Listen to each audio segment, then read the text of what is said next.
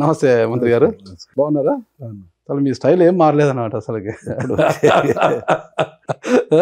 ఆ రోజుకి ఈ రోజుకి ఏమాత్రం మీ స్టైల్ మారలేదు అసలుకి. ఆ పంచకట్టు, ఆ జిబ్బా అదంతా కూడా. ఇది ఈ మీసాలు ఇట్లా పెట్టడం ముందు నుంచి, బొట్టు పెట్టడం ఇదంతా మీకు ముందు నుంచి అలవాటు స్టైల్ అది? ముందు నుంచి అలాగే. ఇక్కడ నేను మంత్రి అయ్యాను, బాగా కొద్దిగా స్మార్ట్ గా కనిపించాలి అది ఇదని అట్లంతే కదా. జయరాం ఎప్పుడు ఎవర్ గ్రీన్ అంతే, తగ్గేదే లేదా? ఇట్లనా ఇట్లనా తగ్గేదే లేదా? తగ్గేదే లేదా? ఓకే, మీరు తగ్గేదేలే వ్యక్తిగత జీవితంలో మీరు తగ్గేదేలే అంటున్నారు, చాలా చక్కగా ఉంది. అంటే మీరు ఒక మంత్రిగా కూడా తగ్గేదేలే అనేసి మీ యొక్క మార్కును చూపించుకోవచ్చు కదా. 100%. ఈరోజు మాకున్న పరిధిలో దాదాపు 24 మంత్రివర్గంలో నా మంత్రి శాఖలో కూడా ఎక్కడ కూడా ఏ అవినీతికి కూడా పాల్పడిన దాఖలాలు లేవు. కావాలంటే నేను ఒక పేపర్లో రాసిచ్చా మా జగనన్నకు. 2 years అయిన తర్వాత అన్న నా విధానం ఇలా ఉంది, నేను ఎక్కడ కూడా ఏం లేదు, నేను ఉన్నా చూడన్నా అని చెప్పేసి రాసిచ్చా. ఎందుకు క్లారిటీ తెచ్చుకునేదానికైనా. లేదన్నా నేను ఉన్నది వైట్గా ఉన్నాను, వైట్గానే ఉంటానని చెప్పేసి చెప్పడం. నా శాఖలో ఎక్కడ కూడా ఏ రకంగా కూడా అవినీతి జరగడానికి వీలు కాదు. ఎవరు మీరు పర్సనల్గా రాష్ట్రంలో ఉన్న పరిశ్రమలన్నీ మీరే పర్సనల్గా తనిఖీ చేసి చూస్తారా, లేదంటే మీ పేషీలో ఉన్న అధికారులు ఇచ్చిన మేరకు పేపర్ తీసుకెళ్ళి ఇచ్చారా? సాధ్యమే కాదు. ఎందుకంటే ఈ శాఖలో డైరెక్టర్స్ ఉంటారు, అదేవిధంగా బాయిలర్స్కి సంబంధించిన వీళ్ళు ఉంటారు, ఫ్యాక్టరీకి సంబంధించిన వాళ్ళు ఉంటారు. వాళ్ళ పరిధి దాటిన తర్వాత నాకే వచ్చిన తర్వాత నేను కంపల్సరీగా ఆ ఫ్యాక్టరీస్ తనిఖీ చేసేదానికి నేను వెళ్తాను. మీ దగ్గర ఓఎస్డీలు, సెక్రటరీలు, కమిషనర్లు వీళ్ళందరూ ఉంటారు కదా, వీళ్ళందరూ మంత్రివర్గం కిందనే ఉంటారు అనుకోండి. అంటే వారంతా ఇచ్చిన రిపోర్ట్ల ప్రకారమే మీరు ఫాలో అవుతున్నారా? అసలు మీరు ఒక మంత్రిగా బాధ్యతలు చెప్పి దాదాపు 3.5 సంవత్సరాల కాలం అయింది కదా. అంటే పునర్వ్యవస్థలో కూడా మీకు మళ్ళా పొడిగించారు, మీకు మళ్ళా అవకాశం ఇచ్చారు జగన్మోహన్ రెడ్డి. మీ మీద అంత నమ్మకమో మరి ఏమో తెలియదు కానీ మళ్ళా మీకు పొడిగించారు. అది ఒక మీ అదృష్టమే అనుకోవచ్చు, మీ పనితీరా లేదంటే ఏంటనేది అదృష్టం అనుకోవచ్చు. కానీ ఈ 3.5 సంవత్సరాల కాలంలో రాష్ట్రంలో ఎన్ని పరిశ్రమలు మీరు వ్యక్తిగతంగా పరిశీలించారు, అక్కడ ఎక్కడెక్కడ ఎలా భద్రతా ప్రమాణాలు ఎలా ఉన్నాయా అనేసి మీ స్వీయ పర్యవేక్షణ తెలుసుకున్నారు చెప్పండి. దాదాపుగా వైజాగ్లో ఎక్కువ ఉన్నాయి పరిశ్రమలు, వైజాగ్లో ఎక్కువ ఉన్నవి. ఎక్కువ వైజాగ్, విజయవాడ ఆ పరిసర ప్రాంతాల్లో ఉన్నాయి కాబట్టి ఇక్కడ మన రాయలసీమకి వచ్చే లోపల తక్కువగా ఉన్నాయి. కాబట్టి ఎక్కువగా దృష్టి అక్కడ సరించి అక్కడ ఉన్న జేసీఎల్స్ అయితేనేమి అన్ని విధాలుగా చూసి డీసీఎల్స్, జేసీఎల్స్కి ఆ పరిధిలో ఉన్న వాళ్ళకి ఎన్ని ఫ్యాక్టరీస్ ఉన్నవి, వాళ్ళకి సంబంధించిన వాళ్ళకి ఎంతవరకు పవర్స్ అవన్నీ ఏసీఎల్స్తో మొదలుకొని జేసీఎల్స్ వరకు ఉంటారు ఆ పరిధిలో. అయిన తర్వాత ఏసీఎల్స్, జేసీఎల్స్ అంటే ఏంటి? అసిస్టెంట్ కమిషనర్ అనేది ఒకటి, డీసీఎల్స్ మరి జేసీఎల్స్ వచ్చి జాయింట్ కమిషనర్స్ అని ఉంటుంది. కాబట్టి అట్లా వాళ్ళ శాఖ పరిధిలో ఉన్న వాళ్ళకి వాళ్ళ తనిఖీ చేసిన తర్వాత ఏ విధంగా ఏదైనా వాళ్ళకి ఇది వస్తే నేను ఖచ్చితంగా అక్కడ ఫాలో అయ్యి అక్కడ ఉన్న ఆ ఫ్యాక్టరీకి సంబంధించిన దీనికి నేను వాళ్ళు ఖచ్చితమైన రిపోర్ట్ ఇస్తారంటే ఏంటి గ్యారంటీ? మీ మార్క్ చూపించుకోవాలంటే మీరు ప్రతి నెల 1-2 పరిశ్రమలు ఖచ్చితంగా ఆకస్మిక తనిఖీలు చేయాలి, అక్కడ లేబర్తో మాట్లాడాలి, లేబర్కి ఎలాంటి వసతులు ఉన్నాయి, పరిశ్రమలో ఎలాంటి భద్రతా ప్రమాదాలు ఉన్నాయి. వైజాగ్లోనే 2 సార్లు ప్రమాదాలు జరిగాయి, మీకు తెలుసు కదా. అలాంటి ప్రమాదం జరిగి దాహం వేసినప్పుడు బావి తవ్వుకోవడం కాదు, బావి తవ్వుకొని పెట్టుకుంటే దాహం వేసినప్పుడు నీళ్లు తాగవచ్చు. అలా ప్రమాదం జరిగినప్పుడు మంత్రి వెళ్ళడం కాదు, ప్రమాదాలు జరగకముందే ఆ పరిశ్రమలో ఎలాంటి భద్రతా ప్రమాణాలు ఉన్నాయి, లేబర్ పరిస్థితి ఏంటి, వాళ్ళకి సకాలంలో అన్ని సౌకర్యాలు అందుతున్నాయా లేదా, అసలు ఈఎస్ఐ ప్రొవైడ్ చేస్తున్నారా లేదా, వాళ్ళకి పిఎఫ్ చాలా చిన్న సన్నకారు పరిశ్రమలో పిఎఫ్లు కూడా ఇవ్వట్లేదు అనమాట. ఇలాంటివన్నీ ఉన్నాయా లేదా మీరు తెలుసుకోవాలంటే వాళ్ళు జేసీఎల్స్, ఏసీఎల్స్ వాళ్ళు వెళ్ళి ఏదో మీకు చెప్తే వాళ్ళ అనుమానం వస్తే మీరు వెళ్ళడం కాదు, మీరు వెళ్ళి మీకు అనుమానం ఉంటే అధికారులను పురమాయించాలి, అక్కడ పలానా చర్యలు తీసుకోవాలి, నోటీస్ ఇవ్వండి అని మీరు ఆదేశించాలి. వాళ్ళు చెప్పినట్టు మీరు పని చేయడం కాదు కదా. ఖచ్చితంగా మీరు చెప్పింది అది ఎలాంటంటే నా దురదృష్టము, రాష్ట్రానికి దురదృష్టము, దేశానికి దురదృష్టము తెలియదు కానీ అది కాదు. దేశానికి వచ్చింది కరోనా మహమ్మారి వచ్చి 2 సంవత్సరాలు అసలుకి ఒక్క వ్యక్తి కూడా బయటికి పోకున్న విషయానికి అంత పగడ్బందీగా కరోనా మహమ్మారి వచ్చిన తర్వాత 1.5 year ప్రజలకు వెళ్ళే పరిస్థితి వచ్చింది.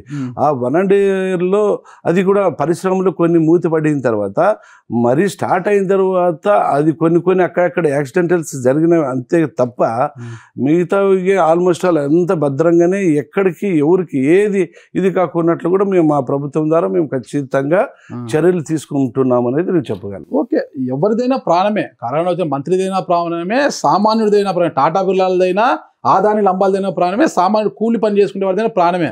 అంటే మీరు కరోనాలో మీరు వెళ్ళాలి చేయాలని నేను చెప్పట్లేదు. కరోనా వచ్చిన ఒక మంత్రిగా మీ ప్రమాణాలు పాటిస్తూ మీరు వ్యక్తిగత స్వీయ పర్యవేక్షణ స్వీయ రక్షణ ప్రమాణాలను పాటిస్తూ మీరు వెళ్ళి పరిశీలించవచ్చు. కరోనా సమయంలో లేబర్ పరిస్థితి ఏంటి, ఆ ఫ్యాక్టరీల పరిస్థితి ఏంటి అని కూడా మీరు తెలుసుకోవచ్చు.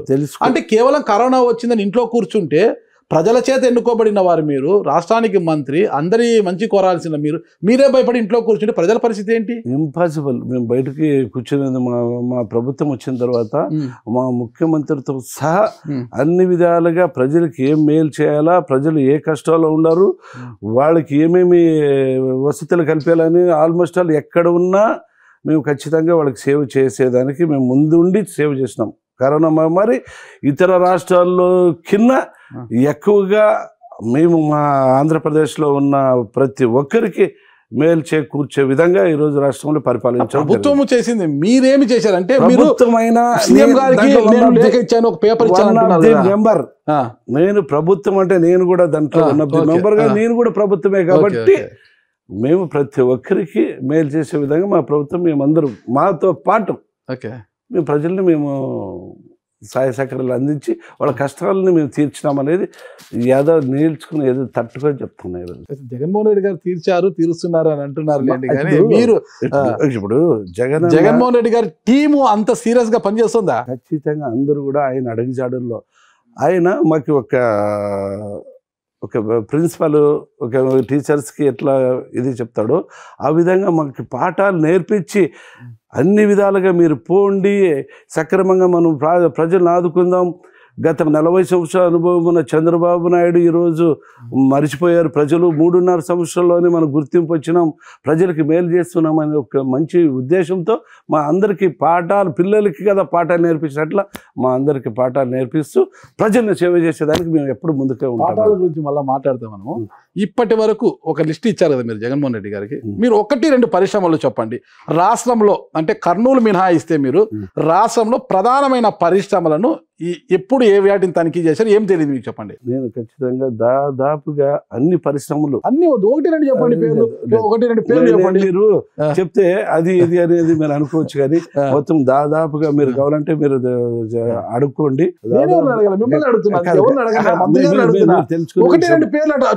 చెప్పండి అనేసి కాదు, మీరు తెలుసుకునే విషయం మీరు కదా తెలుసుకోండి. దాదాపుగా మన అన్ని విధాల అన్ని పరిశ్రమలు నేను తనిఖీ చేసి ఆ భద్రత కల్పించేదానికి నేను ఎప్పుడు ముందుగా ఉన్నాం. గుమ్మనూరు జయరాం గారు మంత్రి అయినాక కేవలం కర్నూలుకే పరిమితమైన ఆయన కర్నూలుకే మంత్రి, రాష్ట్రానికి కాదా అన్న చర్చ అనేది మొదలైంది అనమాట. ఒక కార్మిక శాఖ మంత్రి గుమ్మనూరు జయరాం అనే విషయం రాష్ట్రంలో చాలా మందికి మెజారిటీ పీపుల్కి తెలియదు. అసలుకి కర్నూలు ప్రజలకు తెలుసు, ఎందుకంటే గుమ్మనూరు అనేది ఒక బ్రాండ్ అనేది వచ్చేసింది. గుమ్మనూరు అనేది అది ఏ విధంగా వచ్చింది అనేది మళ్ళీ మాట్లాడదాం మనము.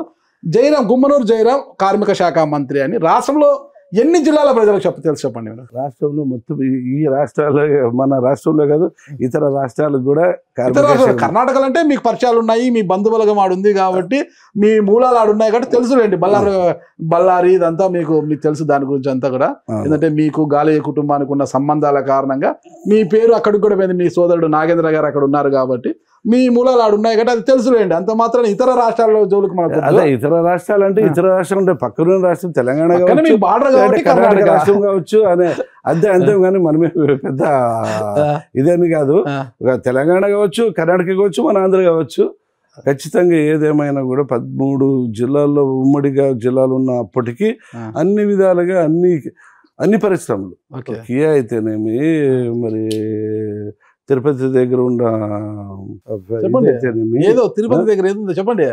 తిరుపతి అనేది కాదు, మీరు చెప్పండి చెప్పండి చెప్పండి అంటే శ్రీ సిటీ అయితేనేమి అదే అన్ని విధాలుగా మేము అన్ని చేసాం.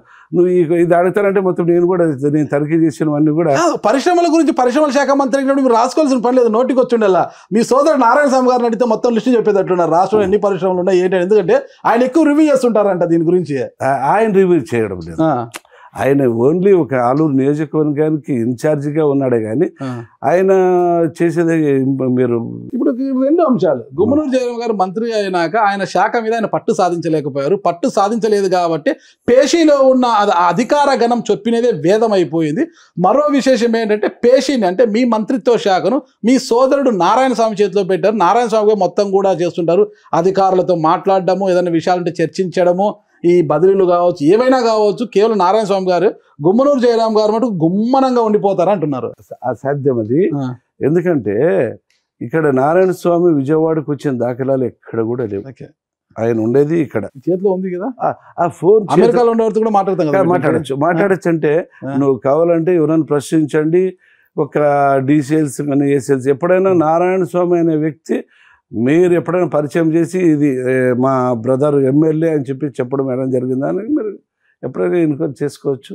ఎక్కడ కూడా అది ఏదైనా ఉన్నా శాఖ నేను సంబంధించిన మంత్రి కాబట్టి నాతోనే వాళ్ళందరూ మాటలు ఇది ఉంటుంది కానీ వేరే నాకంతా ఇంకొకరంతా ఎవరు ఉండరు. నేనే స్పష్టంగా నేనే సాల్వ్ చేసే సత్తా నాకు ఉందని చెప్పేసి సత్తా రావాలని కూడా మేము కోరుకుంటున్నాం. ఎందుకంటే జగన్మోహన్ రెడ్డి గారు మీ పైన అపారమైన నమ్మకం పెట్టుకొని ఉన్నారు. సరే, ఇప్పుడు మీరు అన్నారు అన్నమాట, జగన్మోహన్ రెడ్డి గారు అడుగుజాడల్లో మేము నడుస్తున్నాం, ఆయన మాకు అన్ని పాఠాలు నేర్పిస్తున్నారని. ఆయన చెప్పే పాఠాలు వేరు, మీరు నేర్చుకుంటున్న పాఠాలు వేరు. ఆయన స్కూల్లో వేరే పాఠాలు చెప్తున్నారు. ఎలా ఉండాలి, ఒక నాయకుడు ఎలా ఉండాలి, ఎమ్మెల్యే ఎలా ఉండాలి, మంత్రి ఎలా ఉండాలి, పార్టీ నాయకుడు ఎలా ఉండాలి, ఆయన స్కూల్లో చెప్పే పాఠాలు వేరు. బయటకు వచ్చిన తర్వాత ఆయన పరివారం నేర్చుకుంటున్న పాఠాలు వేరనమాట. అంటే గుమ్మనూరు జయరాం గారు తన నియోజకవర్గంలో పేకాట ఆడించమని, నాటుసారా వ్యాపారం చేయమని, ఇటువంటి పేకాట మంత్రి అనే పేరు తెచ్చుకోమని, ఇలాంటివన్నీ జగన్మోహన్ రెడ్డి గారు స్కూల్లో నేర్పిన పాఠాలు ఇవన్నీ. ఇది కాదు, ఎప్పుడైనా కానీ అలాంటి ఇల్లీగల్ యాక్టివిటీస్ ఎక్కడ జరగకూడదు అనేది మా అన్న సిద్ధాంతం. కాబట్టి ఎక్కడ కూడా, ఎందుకంటే నా దురదృష్టమేమో కానీ కర్ణాటక బార్డర్లో ఉన్నాం మేము. ఎక్కువగా అన్ని విధాలుగా అరక్ అయితేనేమి, ఒక ప్యాకెట్ అయితేనేమి, అన్ని విధాలుగా అది ఒక క్లబ్ సిస్టంలో పెట్టేసేసుకున్నాం కర్ణాటక బార్డర్లో. అంతేగాని ఇక్కడ మేము ఇల్లీగల్, ఇప్పుడు కర్ణాటకలో పోయిన గత 2 years బ్యాక్ అక్కడ రేట్ తక్కువ ఉండే, ఇక్కడ రేట్ ఎక్కువ ఉండే. అలాంటిది ప్రజల్ని మనము బార్డర్లో మన పాకిస్తాన్ బార్డర్కి ఒక గేట్లు వేసి అది వేసి సిస్టమ్ వాళ్ళు అక్కడ అనేది పగడబందిగా లేదు. ఇది ఎక్కడంటే ఒక్కొక్క పొలమేర అంటే ఇది మన ఉన్న ఉమ్మడి రాష్ట్రాలు, అంతేగాని బార్డర్ మనమే వెలేసిన దేశాలు కాదు కదా. కాబట్టి అది ఒక పొలాలు అటాచ్. మాకున్న దగ్గర ఆలూరు పక్కలో వాగు వేదవతి నది ఉంది. వేదవతి నది ఇక్కడ దాటితే ఆంధ్ర, అక్కడ దాటితే కర్ణాటక. కాబట్టి అక్కడికి ఇక్కడ వ్యక్తులకి సంబంధిత వ్యక్తులకి పరిచయాలు బంధుత్వ వర్గాలు ఉన్నాయి కాబట్టి అక్కడి నుంచి అక్కడ తీసుకోవచ్చు, అక్కడి నుంచి ప్యాకెట్ ఆడకపోవచ్చు. కానీ ఒక మనిషి ఏ రకం ప్యాకెట్ ఆడచ్చు, తాగొచ్చు, అన్ని చేయొచ్చు. వాడిని ప్యాకెట్ ఆడచ్చు, తాగొచ్చు. ఓకే, తాగొచ్చు అంటే తాగొచ్చు కాదు.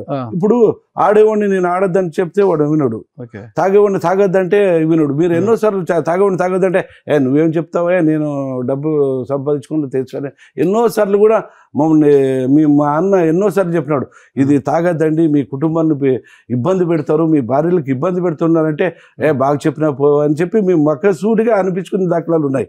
కాబట్టి మానవ జన్మగానే వాళ్ళు ఎదుగుతారు. కానీ మనం ఎవరో చెప్పి గైడ్లైన్స్ ఇస్తే వాళ్ళు తగ్గేదంతా వాళ్ళు ఉండదు. మీలాంటి పెద్దలు చెప్పినారు మారరా కొంత? నీకు పెద్దలు ఎక్కడ, ఇప్పుడు స్వతంత్రం వచ్చి 75 సంవత్సరాలు అయినా కూడా ఎక్కడున్నది మామూలు వాళ్ళు తాగుతూ ఉండేవాడు, ఏం చేసేవాడు అది చేస్తున్నాడు. కానీ మారే పరిస్థితి ఉండేదానికి మనమేం ఒక శ్రీకృష్ణ విష్ణువా అవతారం వచ్చి మొత్తం అంతా ఇదంతా ఇది చేసేదానికి. జయరాం గారు అనుకుంటే ఏ అవతారం నేను కూడా ఒక మానవ అవుతారు, ఈశ్వరుడు అవుతారు, నేను కూడా ఒక మానవ ఇదే. కానీ ఆ రకంగాతో చెప్పుకోవడానికి కర్ణాటక బార్డర్ కాబట్టి బార్డర్లో జరుగుతున్నాయని చెప్పుకోవడానికి ఒక సాకుగా అయితే మీకు ఉంది. లేదు ఖచ్చితంగా ఒక్కటి, ఆ రోజు సెబ్ అధికారిని గౌతమి శాలిని గారు వచ్చి చాలా పెద్ద రచ జరిగింది. మీ సోదరుడు శ్రీనివాసులు గారు అక్కడ ఉండేసి ఎంత ఒక యుద్ధ వాతావరణం జరిగింది ఆ రోజు. ఆ రోజు ఉన్న జిల్లా ఒక పోలీస్ అధికారి మీ సామాజిక వర్గం కావడంతోనే మీకు కొంత అనుకూలత ఏర్పడింది అక్కడ అనేది కూడా ఉంది. సెబ్ అధికారిని కేసులు పెట్టి ఇవన్నీ చేస్తే కూడా అంత గొడవ జరిగింది, మీరు ఇన్వాల్వ్ కావడము అవన్నీ కూడా ఎంత పెద్ద రాష్ట్ర వ్యాప్తంగా ఒక కుదిపిన విషయం మీకు తెలుసు. మీరు ఎలా సమర్థించుకుంటారు? బార్డర్ అటు జరుగుతుంది, అటు నుంచి ఇటు నుంచి అటు, మీరు కట్టుదిట్టమైన చర్యలు తీసుకోవాలి కదా. అక్కడ ఏదైనా మరకపడిందంటే అది మీకే కదా మరక వచ్చేది. మీరు అనేది అదే, మీరు శ్రీనివాసులు గారు మా తమ్ముడు అక్కడ గుమ్మనూరులో ఉన్నారు అనేది అది ఆ మాట వెనక్కి తీసేసుకోండి, ఆ మాట వెనక్కి తీసేసుకోండి. ఆడ మా బ్రదర్ శ్రీనివాసులు మేము ఏదైనా అక్కడ మొత్తం ముగ్గురు అన్నదమ్ములు ఆలూరులోనే ఉండి ఆలూరులో జీవనం గడిపి ఆలూరులో ఉన్న ప్రజలు అయితే ఇక్కడ ఉన్న వాళ్ళకి మేము హెల్ప్ చేస్తున్నాం. అక్కడ మారుమూల గ్రామం, నా గ్రామం ఎట్లుందంటే కర్ణాటక బార్డర్ అనంతపురం డిస్ట్రిక్ట్ బార్డర్లో ఉంది కాబట్టి అక్కడ ఉండేదానికి నేను ఇక్కడ ఉన్నా ఆడ ఏదో జరుగుతుంది అనే దానికి మనమే భూతద్దాలు వేసి ఆడ సీసీ కెమెరాలు పెట్టిన దాఖలాలు కనబడు. అక్కడ వచ్చింది అదే కదా, పోలీసుల పైన దాడికి ఎత్తిచ్చారు పెద్ద ఎత్తున ఒక యుద్ధ వాతావరణం ఏంది. ఇది మంత్రి నియోజకవర్గం, మంత్రి ఇలాకాలో మీరు వస్తారా, ఎంత ధైర్యం మీకు అంటూ మీ బంధుబలగం అంతా చుట్టుముట్టారంటున్నారు కదా. ఇప్పుడు ఎవరైనా ఎక్కడైనా అక్కడ ఉండేవాళ్ళు, ఇప్పుడు మేము ఒక అట్టడుగు వర్గానికి చెందిన ఒక బీసీలము, బీసీలు అది వాస్తవంగా అంటే ఒక వాల్మీకులు, అక్కడ అందరూ ఎలాంటి వాళ్ళు ఉన్నారంటే మా నియోజకవర్గంలో ఎరకల ఒక బోయ ఇలాంటివి వాళ్ళు ఎంత మార్పులు చెంది మార్చండి అన్నా కూడా మారలేని పరిస్థితిలో ఉన్నారు జనాలు. కాబట్టి ఆ రకంగా ఇంకా అదే దీంట్లో ఉన్నారు. వాళ్ళు మార్చేదానికి ఇప్పుడు కట్టిదిట్టాలు ప్రతి ఒక్కటి లాండాడు ఎక్కువ. ఇప్పుడు మన క్యాబినెట్ సమావేశంలోనూ కూడా ఒక కేసు చేసిన వాడికి ఇంకొకసారి ఒక 6 నెలలు, ఇంకో శిక్ష ఇంకోకి 1 year అనేది కట్టిదిట్టాలు ఇప్పుడు మేము అమలు పరిచినాం. కాబట్టి ఆ శిక్షలకి భయపడి అందరూ కూడా అన్ని వదులుకున్నారు అనేది నేను స్పష్టంగా చెప్పాను. ఇప్పుడు లేదంటారా పేకాట లేదని చెప్పేసి నేను స్పష్టంగా. జయరాం గారి ప్రధాన ఆదాయ వనరే అది అంటారు కదా. నేను ఆ మాట చెప్తే ఈరోజు మంత్రి ఉండొచ్చు, గతంలో కూడా వాళ్ళకున్న వ్యాపారం అది ప్రధాన ఆదాయ వనరు అదే, కర్ణాటక నుంచి తీసుకొచ్చి అమ్మినారు, అప్పట్లో ఎన్నో కేసులు కూడా పడ్డాయి అనేది అప్పట్లో కూడా ఉన్న అపవాదు కదా. అది అపవాదు అంటే నా బ్లడ్ లో ఉండే నా బోయ్ కులానికి ఉంది అది అపవాదం. ఆ రోజు మా బోయోడు దొంగతనాలు చేస్తుండే, దారి దోపిడీలు చేస్తుండే అనేది ఉండే. ఆ రోజుల్లో ఒక నువ్వు చెప్పాలంటే వాస్తవంగా ఒక 30 సంవత్సరాల బ్యాక్, నేను ఆ 30 సంవత్సరాలు వచ్చిన తర్వాత నేనే సామాన్య ఒక బ్లడ్ లో నాకు కూడా బోయోని రక్తం ఉంది కాబట్టి నేను చెప్తా ఒప్పుకుంటున్నా. నేనేం చేసినాను, రక్తమే కదా, మీరు ఆ సామాజిక వర్గమే, బ్లడ్ లో ఆ రక్తం ప్రవహిస్తుంది కాబట్టి 30 సంవత్సరాల్లోనే నేను చెప్తున్నాను కదా, నేను ఏదో తట్టుకొని చెప్తున్నా. 30 సంవత్సరాల్లోనే నేను ఏదేది ఇల్లీగల్ యాక్టివిటీస్ అనేది మీరు ఏదో సరా అది అంటారు కదా, అది మా బ్లడ్ లోనే వచ్చింది. కాబట్టి ఒకవేళ చేసింటే ఆ రోజుల్లో 30 సంవత్సరాలకే ఎండ్ చేసి మజీ ఆ రోజు బోయోడుకు వాల్మీకిగా మారినాడు. 30 సంవత్సరాల తర్వాత వాల్మీకిగా మహారుషిగా నేను బయటకు వచ్చిన తర్వాత ప్రజాసేవ అనే దానికి ఒక రాజకీయంగా నేను ఆ రోజు నుంచి బయటకు వచ్చాను. ఇది వాస్తవం నేను చేసి చెప్పగలను. ఇప్పుడు మీరు ఋషి వాల్మీకి ఋషి మీరు 100%. మిమ్మల్ని మీరు అలా ఓన్ చేసుకుంటారా? నేను కాదు, ప్రజలు అనాలి కదా, ప్రజలు అదే మాట నేను చెప్తున్నా.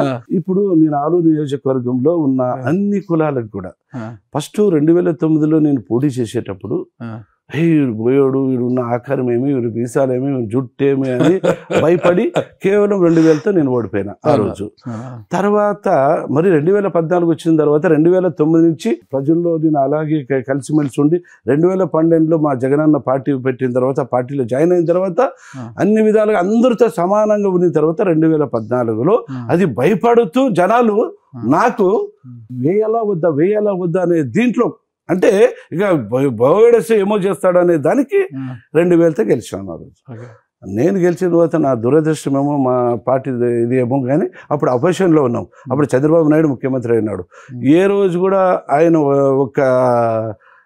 ఒక ఫండ్ అనేది నియోజకవర్గానికి కానీ ఒక ఎమ్మెల్యే ఫండ్ కూడా ఇవ్వకున్నప్పటికీ అయినా కూడా మేము మా కష్టాలు ఏమున్నాయో కానీ మేము పార్టీ కోసం మా ప్రజల కోసం అట్లా కష్టంగా ఉండి ప్రజలతో ముప్పి పొందించి 2019లో 40,000తో గెలిచాను. లేండి మీకు కూడా ఆఫర్లు వచ్చాయండి. బ్రహ్మ విష్ణు మహేశ్వర్లు ముగ్గురికి కూడా ఆఫర్లు వచ్చాయండి. ఆ బ్రహ్మ విష్ణు మహేశ్వర్లు ఎవరు అందరికీ తెలుసు ఈ జిల్లాలో. అది ముగ్గురికి ఆఫర్లు వచ్చాయి. మరి ఆఫర్ తీసుకోలేదులేండి. అది అక్కడ నుంచి చాలా పెద్ద ఎత్తున ఆఫర్లు వచ్చాయి. మరి ఎందుకో కొన్ని ఈక్వేషన్స్ వల్ల తీసుకోలేదు. ఆ రోజు తీసుకోలేదు కాబట్టి ఈ రోజు మంత్రి ఇలా కూర్చున్నారు మీరు. కాదు, మేము రాజన్న ముద్దు బిడ్డలము, మా జగనన్న అడుగుజాడలో నడిచేవాళ్ళము. మేమంతా మాట మా అన్నకి పెద్ద ఆయనకి మాట తప్పుడు మడమతి. ఈ ముగ్గురులో ఒకరు రాజన్న ముద్దు బిడ్డ కాదు కదా, చంద్రన్న ముద్దు బిడ్డ ఒకరు మాత్రం. దాంట్లో బ్రహ్మ విష్ణు మహేశ్వరులో ఎవరు వాళ్ళు తెలుసు, మీకే తెలుసులేండి. నేను చెప్పింది బ్రహ్మ విష్ణు మహేశ్వరులు అంటే మీ అన్నదమ్ముల గురించి కాదు. కాదు, నేను చెప్పేది వాస్తవమే. ఇప్పుడు సాయన్న కావచ్చు, బాలన్న కావచ్చు, గుమ్మనూరు జయరాం కావచ్చు, అంతేగాని ముగ్గురు రాజన్న ముద్దు బిడ్డలు ఎలా అవుతారు? అంతే. ఒకరు ఎక్కడి నుంచి వచ్చారు? ఎక్కడి నుంచి వచ్చేది కాదు. ఇప్పుడు ఎక్కడ ఉన్నాము, ఎక్కడ ఆయన మనసుని ఎలా దోచేసుకున్నాము, ఆయన మనసు మాకు ఎలా పంచినాడు అనేది చూడాలి. కానీ ఏదో అప్పట్లో ఏదో మనకి తెలుసుకున్నప్పుడు మా రాజన్న మాకి ఇది కాకున్నప్పుడు ఉన్నామే. కానీ రాజన్న లాంటి మహానుభావుడు వచ్చిన తర్వాత ఆ మహానుభావుల్లో ఆయన చూసి పరివర్తన అంటారు చూడు మనిషి, అలాంటి కలిగిన తర్వాత మాకు ఆయన ఒక గురువు, దైవం అన్ని ఆయనే. అన్ని జగన్మోహన్ రెడ్డి గారు పెద్ద ఆయన రాజశేఖర రెడ్డి. సంతోషం. ఆయన ఉన్నప్పుడే నేను ఆయనతో నన్ను హత్తుకొని నన్ను ఒక బిడ్డగా చూసి ఆ రోజు నన్ను నమ్ముకున్నాను చెప్పినప్పటికే నేను ఆయనకి ఫిదా అయిపోయారు. అంతే. ఇప్పుడు మీరు అన్నారు నేను ఋషిగా మారాను అనేసి.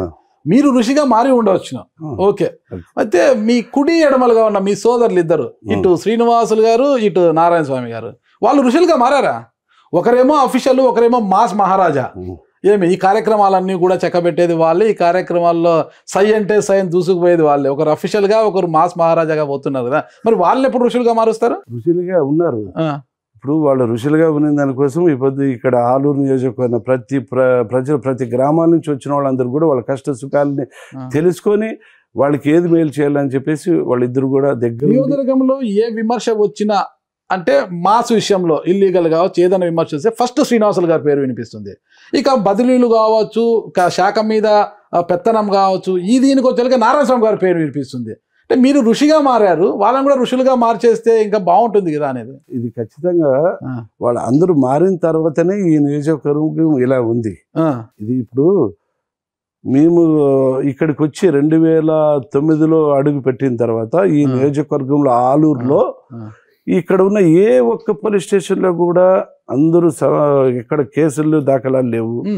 ఎక్కడ ఊరికే హైప్ చేసినా కానీ ఎక్కడ కూడా ఎక్కడ అవినీతికి కానీ ఇంకోటి కానీ దౌర్జన్యాలు కానీ పాడబడిన దాఖలాలు లేవు. అధికార పార్టీలో ఉన్న మీపై కేసులు పెడతారా? మీరు ఊరుకుంటారా?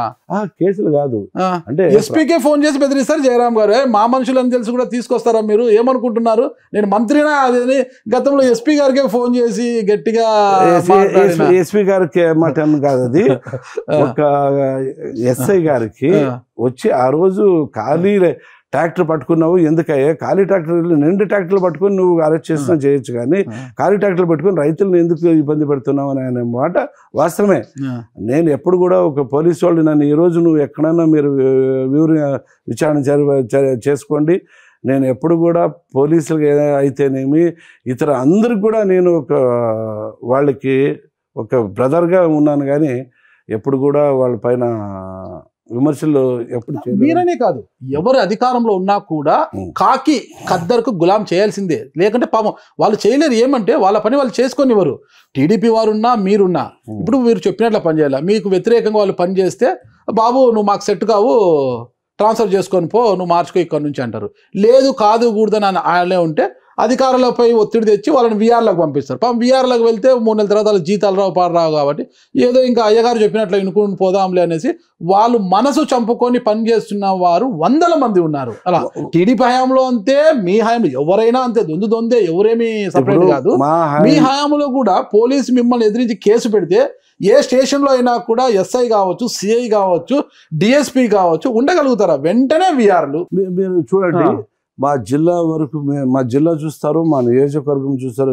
మీరు చూడండి, ఎక్కడ కూడా ఏ ఆఫీసర్ వచ్చినా కూడా కంటిన్యూ వాళ్ళు ఉన్న పరిధి 3 years అని ఒక లిమిట్స్ ఉంటాయి. ఆ లిమిట్స్ వరకు పని చేసుకొని చక్కగా మాకు హ్యాపీగా ఉందనే విధులు నిర్వహించుకొని పోయినారే కానీ మధ్యలో పోయిన దాఖలాలు ఎక్కడ లేదు. మీరు కావాలంటే ఇక్కడ నా ఇంటర్వ్యూ అయిపోయిన తర్వాత మీరు ఏ పోలీస్ స్టేషన్ కన్నా పోండి, మీరు కూడా దాన్ని కూడా ఆయనలో లైవ్లో మీరు తీసుకొని ప్రశ్నించండి.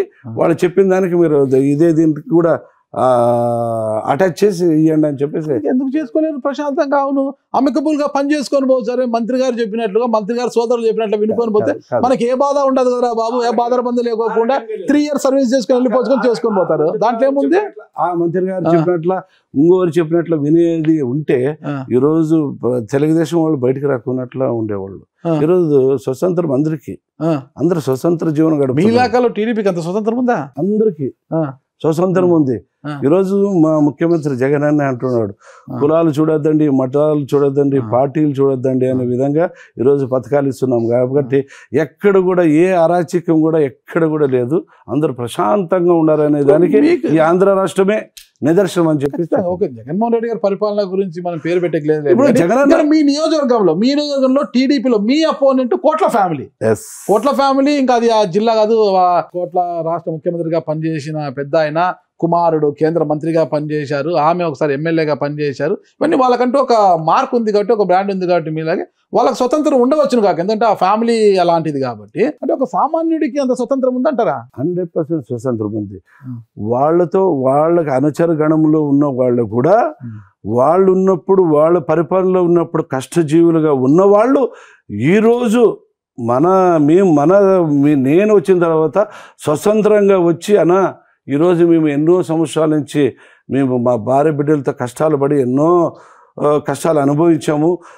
మీరు వచ్చిన తర్వాత, ఈ నియోజకవర్గానికి వచ్చిన తర్వాత ఈరోజు మేము వాళ్ళతో నలిగిపోయిన వాళ్ళు ఈరోజు వాళ్ళతో ఉన్నోళ్ళే ఈరోజు మీతో వచ్చి మేము ఎంత హ్యాపీగా ఉన్నామనేది నాతో ఎంతోమంది పాలు పంచుకున్నారు. ఎంతోమంది విషయం పక్కన పెడతాము మంత్రి గారు. మీ సామాజిక వర్గం మిమ్మల్ని అక్కున చేర్చుకొని ఈరోజు మీరు ఈ స్థాయిలో ఇలా కూర్చున్నారు, మంత్రి హోదా అనుభవిస్తున్నారు అంటే మీ సామాజిక వర్గమే కారణము. ఈ నియోజకవర్గంలో మీ సామాజిక వర్గానికి పెద్దపీట. ఓకేనా, వాళ్ళు అన్ని సామాజిక వర్గాలు ఓట్లు వేస్తేనే మీరు గెలిచారులేండి, కానీ మెజారిటీ ఉండేది మీ సామాజిక వర్గం. ఇక్కడ బోయ సామాజిక వర్గమే అత్యధికంగా ఉంది, అది ఎవరు కాదనలేని సత్యం అది.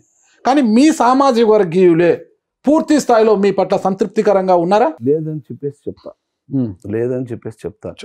నేను నా సామాజిక వర్గానికి అనేదానికి కాదు, నేను ఒక బీసీ ముద్దబిడ్డ, బీసీలు ఒక దీంట్లో ఉన్నాను కాబట్టి అందరూ సమానంగా ఈరోజు బీసీలు ఉన్న ఇక్కడ ఆలూరు నియోజకవర్గం అందరితో ఒక సమానత్వంగా ఉన్నాము. ఈరోజు ఏ శాఖలు ఏ పదవులు ఇచ్చినా కూడా సమానంగానే నేను పంచినాను. అందరూ ఒక వాల్మీకి ఒకరు చూడాలా, నేను ఇంకొక క్యాస్ట్ ఇంకో రకంగా చూడాలా అనే దానికి లేదు. ఇక్కడ ఆలూరు నియోజకవర్గం సమానత్వం ఉంది అనేది నేను చెప్పగలను. అది ఎవరు నమ్మే విషయం కాదులేండి. ఇప్పుడు మన పిల్లలు ఉండవచ్చు, ఒక 2-3 మన ఇంట్లో పిల్లలు ఉంటే బయట పిల్లలు కోసం వాళ్ళ పిల్లలు, ఆ పిల్లల మీద మనకు అభిమానము ఆప్యాయత ఉంటుంది. కానీ ఏదైనా ఒక తెచ్చిన ఫుడ్ కావచ్చు, ఏదైనా కావచ్చు, మన పిల్లలకి కొంత భాగం ఎక్కువ పెట్టి ఆ పిల్లలు కూడా ఎంత తినని రాని మనం ఇస్తామన్నమాట. అంటే మన పిల్లలు కడుపు కొట్టు, మన పిల్లలతో సమానంగా వాళ్ళని ఎప్పుడు చూడమో అది ఎవరు చెప్పినా నమ్మే విషయం కాదులేదు. ఒకటి బీసీలు అందరినీ మీరు సమానంగా చూస్తుండొచ్చు కాక, కానీ మీ సామాజిక వర్గం కదా మిమ్మల్ని ఆదరించింది ఎక్కువ. మా బోయ సామాజిక వర్గము, మా జయరాం బాగుంటే మేం బాగుంటాము కదా అని ఆలోచించి వాళ్ళు ఓటేశారు. మరి మీ సామాజిక వర్గం కోసము మీరేం చేశారు? వారిని ఎలా సంతృప్తి పరుస్తున్నారు అసలు మీరు? ఇప్పుడు నేను ఒక సామాజిక వర్గం గురించేనే మీరు మీ సామాజిక వర్గం అంటున్నారు కదా, ఈరోజు అందరికీ ఒకే సమానంగా పంచడం అనేది నేను ఒక మాట చెప్తాను. ఈరోజు ఆలూరు నియోజకవర్గంలో 6 మండలాలు ఉన్నాయి, 6 జడ్పీటీసీలు ఉన్నాయి. 6 జడ్పీటీసీల్లోన 2 జడ్పీటీసీలు కురువ సామాజిక వర్గానికి ఇచ్చిన, 2 వాల్మీకి సామాజిక వర్గానికి ఇచ్చిన, 1 ఎస్సీ, 1 వడ్డెర కులానికి ఇచ్చిన. ఇది సమానత్వం అంటారు కదా.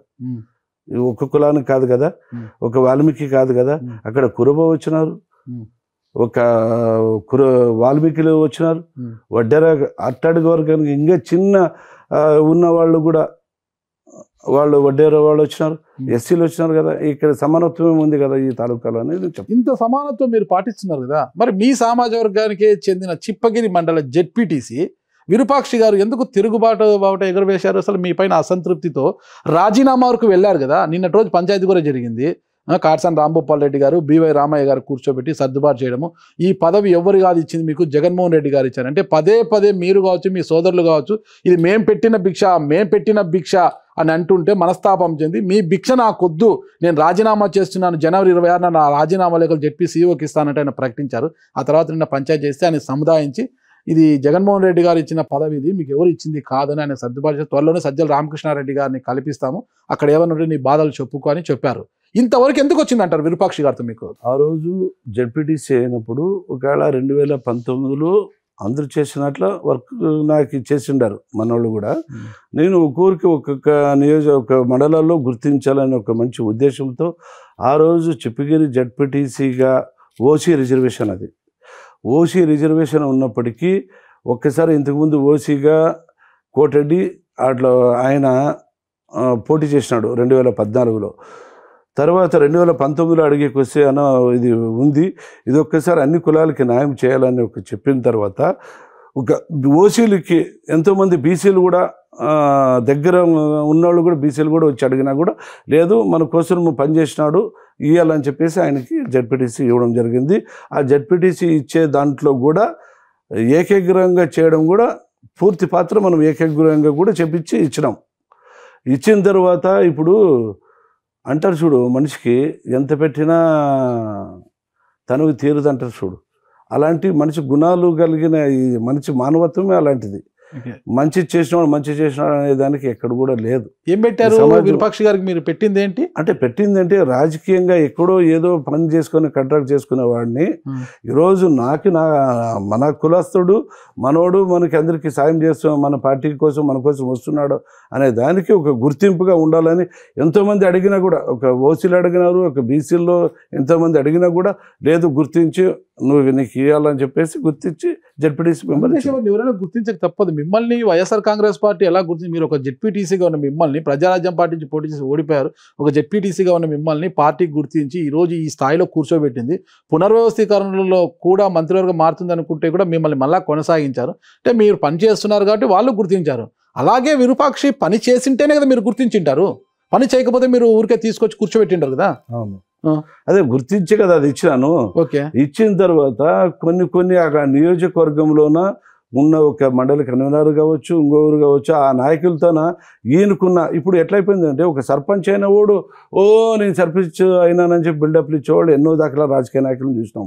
ఈ జడ్పీటీసీ అయిన తర్వాత మామూలుగా సాధారణంగా ఉన్నవాడు ఈరోజు నేను ఒక జడ్పీటీసీ అయిపోతేనే కింద స్థాయి ఉన్నవాడిని మరిచి నేను చెప్పిన మాటే వినాలా, నేను చెప్పిన వాటే వేదాంతం అని చెప్తే ఇప్పుడు ఆయన ఏకగ్రంగా ఎన్నికయ్యేదాన్ని కష్టపడిన వాళ్ళు ఎంతోమంది మండలంలో ఉన్నారు.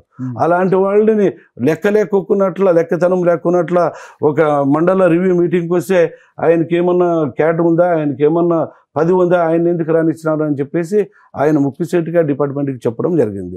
అలాంటి సమయంలో మేము అంటే ఆడున్న మండలంలో ఉన్న ప్రజలు మేము ఏకగ్రంగా చేపించి మేము కష్టపడి మేము ఆయన్ని జడ్పీటీసీ చేస్తే ఒక మండల రివ్యూ మీటింగ్కి మమ్మల్ని వద్దు అని చెప్పేసి అక్కడ ఉన్న వాళ్ళతో గొడవలు జరిగినవే కానీ నా వరకు వచ్చిందంతా లేదని చెప్పేసి నేను చెప్పాను. వాస్తవాలు మాట్లాడుకుంటాం కాసేపు. రైట్. విరూపాక్షి గారు బోయ సామాజిక వర్గం అయితే ఈసారి 2024కి ఆయన కూడా ఎమ్మెల్యే టికెట్ ఆశిస్తున్నారు. ఖచ్చితంగా అది ఆశించడంలో తప్పు లేదు. అందుకు మీ పార్టీలోనే ఒక 2 ఎమ్మెల్యేలు వెనకుండి నడిపిస్తున్నారు, అతన్ని ప్రోత్సహిస్తున్నారు. మేమున్నాము, నువ్వు గోహెడ్, నువ్వు ట్రై చేసుకో, మేము చూసుకుంటామని చెప్తున్నారు. విరూపాక్షి గారు ఎప్పుడైతే ఎమ్మెల్యే కుర్చీ పైన కన్నేశారో, ఎమ్మెల్యే కావాలని అనుకున్నారో, అప్పుడు గుమ్మనూరు జయరాం గారు కావచ్చు ఆయన సోదరులు కన్నెర్ర చేశారు. విరూపాక్షిని మొక్కలోనే తుంచలేకపోతే మానయ్య కూర్చుంటే మనకి ఇబ్బంది అనే ఉద్దేశంతో విరూపాక్షిని అనగదొక్కడానికి చేస్తున్న ప్రయత్నాల్లో భాగంగానే ఆయనను మానసికంగా ఇబ్బంది పెట్టడానికి మేము పెట్టిన భిక్ష అంటే ఇలాంటి వ్యాఖ్యలు చేస్తూ ఆయన ఇబ్బంది పెడుతున్నారంట. ఇది వాస్తవం కాదంటారా? సాధ్యమే కాదు. విరూపాక్షికి ఇంకా కేవలం ఆయన వచ్చి జడ్పీటీసీగా 3 సంవత్సరాలు ఇంకా కాలే. అలాంటి తరుణంలో ఈసారి వాళ్ళు వచ్చి నేను ఒక ఎమ్మెల్యేగా నేనేమో అంటే ప్రజలు కూడా ఎవరు దాని ప్రజలు కాదు కదా, అధిష్టానం ఆలోచించాలి కదా. అధిష్టానము అది ఉంది. ఇక్కడ ప్రజలు మొప్పు పొందాల.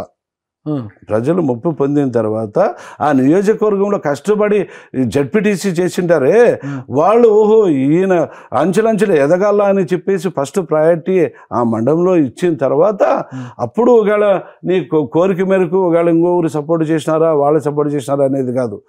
ఆ రోజు ఆయన ప్రవర్తన, ఆయన మండలంలో ఉన్న ప్రజలు, ఆయనకి ఏకగ్రంగా చేసిన వ్యక్తులు ఆయన ప్రోత్సహించినప్పుడు రావాలి. అంతేగాని ఇప్పుడు ఎవరో సపోర్ట్ చేస్తారు నేను ఉంటాననే దానికి ఆయన మూర్ఖత్వం, మరి ఆయన ఏమో తెలియదు. మనిషికి ఆశ అనేది ఉంటుంది. ఆశ మరి ఎవరు ఆశ పడకుండా ఈ స్థాయికి వస్తారా? మనిషికి ఆశ ఉండొచ్చు, మితిమీరిన ఆశలు కూడా అనేది ఉంటుంది కదా. మీరు అన్నారు ఆయన ఇంకా 3 సంవత్సరాలు జెడ్పీటీసీ ఇంకా అంచెలంచెలుగా ఎదగాలని. మరి గుమ్మనూరు జయరాం గారు జెడ్పీటీసీ నుంచి ఎన్ని అంచెలు ఎదిగింటే ఈ రోజు ఈ స్థాయికి వచ్చారు? అంటే ఎన్ని అంచెలు అంటే ఎన్ని కష్టాలు, ఎన్ని ఉడుగుడు దుడుకలు. ఒక 2-3 చెప్పండి. ఎన్ని ఉడుగుదుడు పడ్డారు, ఎవరితో ఎన్ని ఇబ్బందులు పడ్డారు చెప్పండి. మేము చెప్పాలంటే అది ఒక చరిత్ర, ఒక కథ. పర్వాలేదు, అదే మనం చెప్పేదానికి. నాకు చరిత్రల గురించి బాగా ఇష్టం. నువ్వు విన్నా కూడా నేను చెప్పే దీంట్లో నేను లేను.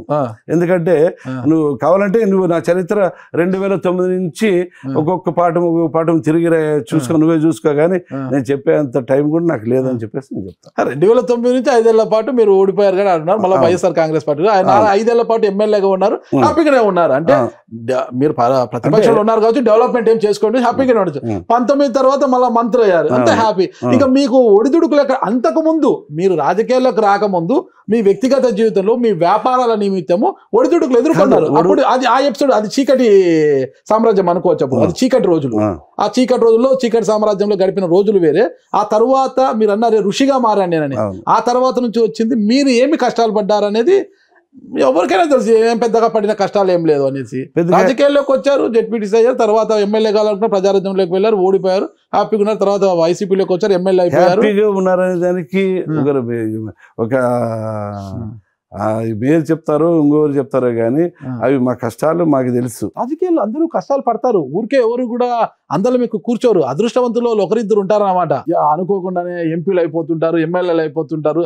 అవన్నీ అదృష్టం కలిసి వచ్చేటివి. చాలా మంది కూడా ఇటుక పేరిస్తేనే ఒక భవనం అవుతుంది, ఒక ఇల్లు అవుతుంది. అలా ఒక్కొక్క మెట్టుకు ఎక్కితేనే అందలం ఎక్కగలుగుతారు. జయరాం గారు అదే. కానీ కష్టాలు అనేది అంటే ఒక లక్ష్యాన్ని చేరుకోవాలన్నప్పుడు, ఎదగాలన్నప్పుడు అవి ఉంటాయి. దాన్ని కూడా కష్టాలుగా మనం భావిస్తే చాలా ఇబ్బందికరము. ఇప్పుడు నేనున్నాను, హైదరాబాద్లో ఉన్నాను, జయరాం అన్న ఇంటర్వ్యూ కావాలి అంటే ఆలూరు రావాల్సి వచ్చింది. అరే నాకు ఇబ్బంది కదా, అక్కడి నుంచి కర్నూలుకి వచ్చి ఆలూరులో వచ్చి నైట్ స్టే చేద్దామంటే రూములు లేవు ఇక్కడ. సరే నేను కర్నూలులో స్టే చేశాను. ఎర్లీ మార్నింగ్ 5 గంటలకు లేయడం అంటే నాకు పెద్ద బద్ధకము. నేను పొద్దున పూట లేచి అలవాటు లేదు నాకు. 5 గంటలకు లేచి అన్న దగ్గరికి పోవాలా, 2.5 గంట జర్నీ కదా, ఇంత కష్టమా అనుకుంటే నాకు మీ ఇబ్బంది. మీరు నా కోసం టైం కేటాయించుకుని ఇక్కడ కూర్చున్నారు.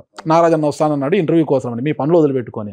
నేను కష్టం అనుకుంటే నాకు మీ ఇంటర్వ్యూ దొరకదు, నేను ఇంకా సైలెంట్ అయిపోతుంది. కష్టాన్ని అధిగమించాను కాబట్టి వచ్చి ఈ రోజు మీతో ఇలా కూర్చొని ఇంటర్వ్యూ చేస్తున్నాను. నేను కష్టం అనుకుంటే కాదు, మీకు ఇష్టం లేదనుకుంటే మీకు ఇలా కూర్చోరు. మీరు ఎవరైనా కూడా ఒకటి కావాలనుకున్నప్పుడు ఆ కష్టాన్ని అధిగమించి వస్తేనే ఆ లక్ష్యాన్ని చేరుకుంటాము. అదే మీరు చేశారు, అంతే, అంతకుమించి వేరే జరగలేదు. ఇప్పుడు విరూపాక్షి గారితో మీరు రాజీ పడ్డారా? రాజీ పడేదానికి అందరితో మామూలుగా రాజీ అనేదానికి ముందు నేను ప్రతి ఒక్కరిని ప్రేమిస్తాను. నాకు శత్రుత్వం అనేది లేదు. నేను ప్రతి ఒక్కరు నా దగ్గరికి వచ్చేవారు, ప్రతి ఒక్కరు సాధారణమైన వ్యక్తి అయినా నేను ప్రేమించే గుణం నాకు ఉంది. కర్నూలులో ఈసారి మళ్ళీ 2024 ఎన్నికల్లో కర్నూలు మళ్ళా బీసీ సమాజ వర్గానికి ఎంపీ టికెట్ అనేది పార్టీ ఆలోచిస్తున్నట్లుగా అంటున్నారు. అది జరిగితే ఇప్పుడున్న సింగిరి సంజీవ్ కుమార్ గారిని తప్పించి మంత్రి ఎంపీగా గుమ్మనూరు జయరాం గారికి ప్రమోషన్ ఇచ్చి పంపించాలని పార్టీ అధిష్టానం యోచిస్తోంది.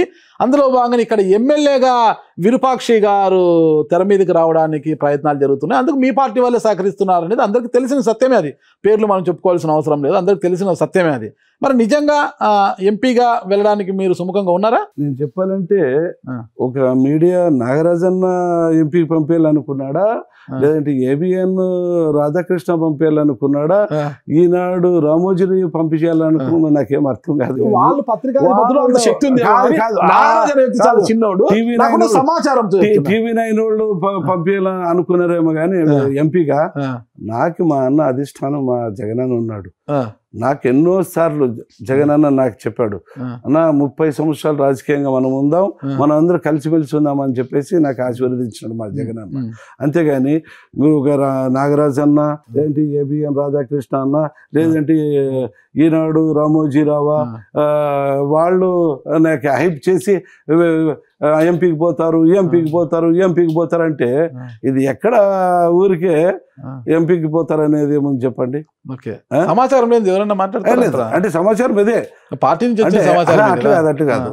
ఇప్పుడు ఇది ఎవరు యాటీవీ లెక్క వచ్చింది, ఈటీవీ ఏబిఎన్ టీవీ5లో రోజు వస్తేనే గుమ్మిడి జయరాం ఏదో ఒకటి చెప్పాలి, గుమ్మిడి జయరాం గురించి ఏదో ఒకటి ఎంత అంత ఫోకస్ అవుతున్నారు మీరు. అంటే వాళ్ళ పార్టీ వాళ్ళ చంద్రబాబు నాయుడు పోషించే 3 మీడియాలు ఉండే కదా అవి, అన్న అంటుంటాడు దానికి ఆ పేరు ఏదో ఇది పెట్టాడు మా అన్న, దుష్ట చతుష్టయం. దుష్ట చతుష్టయం అని. ఆ దుష్ట చతుష్టయం అన్న పెట్టిన పేరుని మీరు గుర్తుపెట్టుకోకపోతే ఎట్లా పెట్టారు అంటే ఆ దుర్మార్గుల పేరు నేను ఎందుకు చెప్పాలి నా నోటి. ఓకే ఓకే, అంటే మీ అన్న చెప్పొచ్చు మీరు చెప్పరు కాదు, మా అన్న అన్నే చెప్పినప్పుడు తమ్ముడు చెప్పరా? కాదు, అన్న చెప్పినే అన్నకే అందుకే పదానికి స్పష్టంగా అన్నకి వాళ్ళకి సూటిగా ఒక AK-47 దూరినట్టు దూరుతుంది వాళ్ళకి. మేమందరూ చెప్పే బుల్లెట్ తిరుగుతుంది అంతే. చక్రం విష్ణు చక్రము అది ఒక మా జగనన్నతోనే ఉంది, ఆయనకి వదలాలి కానీ నాతో వస్తుంది చక్రం. అది మా జగనన్నతోనే విష్ణు చక్రం ఉంటుంది, ఆయనే వదలాలి. అది గుమ్మడి జయరాం గారు ఒక మంత్రిగా, కార్మిక శాఖ మంత్రిగా, ఆ శాఖ మీద కావచ్చు, మంత్రిగా మీ నియోజకవర్గానికి కావచ్చు, రాష్ట్రానికి మీ మార్క్ ఏం చూపించారు ఇంతవరకు చెప్పండి. డెవలప్మెంట్ విషయంలో మీ నియోజకవర్గంలో డెవలప్మెంట్ విషయంలో. డెవలప్మెంట్ విషయంలోన ఆల్మోస్ట్ ఆల్ మా జగనన్న నవరత్నాల ద్వారా, అంటే ఈ శాఖకు సంబంధించిన వాళ్ళు కూడా ఉన్నారు, ఈ శాఖకు సంబంధించిన వాళ్ళు కూడా దాదాపుగా రాష్ట్రంలో ఉన్న 6 కోట్ల ప్రజలు నవరత్నాల ద్వారా ప్రతి ఒక్కరు SC ST మైనారిటీ ప్రతి ఒక్కరు ఓసీలు సహా నవరత్నాల ద్వారా లబ్ధి చేకూర్చే విధంగా అందరూ లబ్ధి పొందుతున్నారు. అది ఒక ప్రజలకి సేవ చేసే ఆయన ఇచ్చిన పథకాలు మేము కూడా పంచుతున్నాం. మీరు పంచేది ఏంది? ఆయన బటన్ నొక్కుతున్నారా, నేరుగా వెళ్ళిపోతున్నాయి డీబీటీ డైరెక్ట్ దాంట్లో బెనిఫిషరీ. దాంట్లో మేము అన్న దీంట్లో ఉన్నాం కాబట్టి మీ భాగం ఏం లేదు. చేరిందా లేదా గడప గడపకు మన ప్రభుత్వం కార్యక్రమం ద్వారా జగనన్న ఇస్తున్న వెల్ఫేర్ స్కీమ్ సంక్షేమ పథకాలు మీకు చేరయాలేయా, ఎంతవరకు చేయాలి ఏంటి అని చూసే బాధ్యత మాత్రమే, మానిటరింగ్ మీరు అంతవరకే, దానికి మీకు సంబంధం లేదు. ప్రతిదీ ఆయన బటన్ నొక్కుతున్నారు, నేరుగా లబ్ధిదారులకు వెళ్ళిపోతుంది. దాంట్లో మీ పాత్ర ఏంటి? మీ పాత్ర ఉండకూడదు అనేది కట్ చేశారు ఆయన. కాదు, అంటే పంచుతున్నాం అనేది నీకు చెప్తున్నాను. పంచడం లేదు, నేరుగా పంపిణీ చేస్తున్నారు. మెంబర్ మేము కూడా ఉన్నాము కాబట్టి పంచుతున్నాము అనేది చెప్తున్నాను. మా అన్న బటన్ నొక్కుతున్నాడు, మేము కూడా దానికి సరే వెల్ఫేర్ తోనే అయిపోతుందా అంతే, మొత్తం కూడా డెవలప్మెంట్ ఏమి ఉండదా? వెల్ఫేర్ తోనే అయిపోతుంది అంటారా? వెల్ఫేర్ స్కీమ్స్ ప్రజలకు ఏం కావాలా, వాళ్ళకి కష్టాలు. ఇప్పుడు వైఎస్ఆర్ బీమా పెట్టాము, సాధారణ మరణకి 1 లక్ష రూపాయలు, యాక్సిడెంటల్గా ఉన్న వాళ్ళకి 5 lakhs ఇచ్చినాము. అది ప్రతి ఎనీ పర్సన్ కార్మికులకి, భవన నిర్మాణ కార్మికులు అయితేనేమి, మామూలు అయితేనేమి, అందరికి కూడా ఈ స్కీమ్స్ ఉండాలని చెప్పేసి వైఎస్ఆర్ బీమా పెట్టాము. అదేవిధంగా ఇప్పుడు అమ్మఒడి అనే పథకం ఉంది, అక్కడ దాంట్లో కూలి చేసేవాడు కూడా కార్మికుడు, ప్రతి ఒక్కటి. అవన్నీ జగన్మోహన్ రెడ్డి గారు ఇస్తున్న నవరత్నాల్లో వెల్ఫేర్ స్కీమ్స్ అవన్నీ పక్కన పెట్టండి. డెవలప్మెంట్ అంటే ఇప్పుడు ఒకటి చెప్తాను, వేదవతి అనేది ఆలూరు నియోజకవర్గానికి ఎంత ఆవశ్యకత ఉందో మీకు తెలుసు. అంటే మీరు ఈ డెవలప్మెంట్ అదే అడుగుతున్నా, ఆయన మీరు ఏమంటున్నారు? మీ కార్మిక శాఖలోన ప్రజలకి ఏమని అడుగుతున్నా? నేనేం చెప్తున్నా, మీ కార్మిక శాఖలో అన్నిటికీ కలిపి జగనన్న గారు ఏకమొత్తంగా అందరు కలిపి ఇచ్చేస్తారు, అవి పక్కన పెట్టండి. ఇప్పుడు అంటే కార్మిక శాఖ మంత్రిగా, అంటే రాష్ట్రంలో పరిశ్రమల ఏర్పాటు కోసం కావచ్చు, పరిశ్రమల డెవలప్మెంట్ కావచ్చు, పరిశ్రమల మౌలిక వసతుల కల్పనలో కావచ్చు, వాటిలో ఎలాంటి ప్రగతి సాధించారు?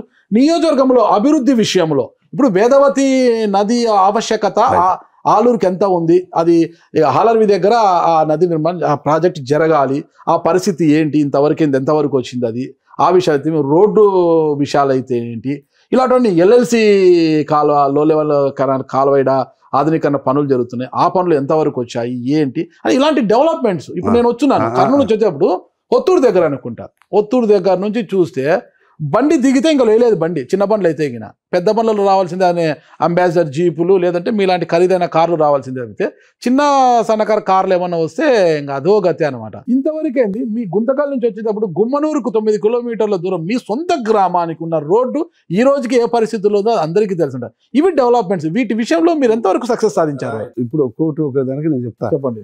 ఎన్ని అడిగినారు కదా, ఫస్ట్ నేను వేదవతి గురించి చెప్పాలా, ఏ దాని గురించి? వేదవతి అంట. వేదవతి నది అక్కడ 8 TMC నీళ్లు ఉన్నామనేది ఒకటి. ఎక్కడ?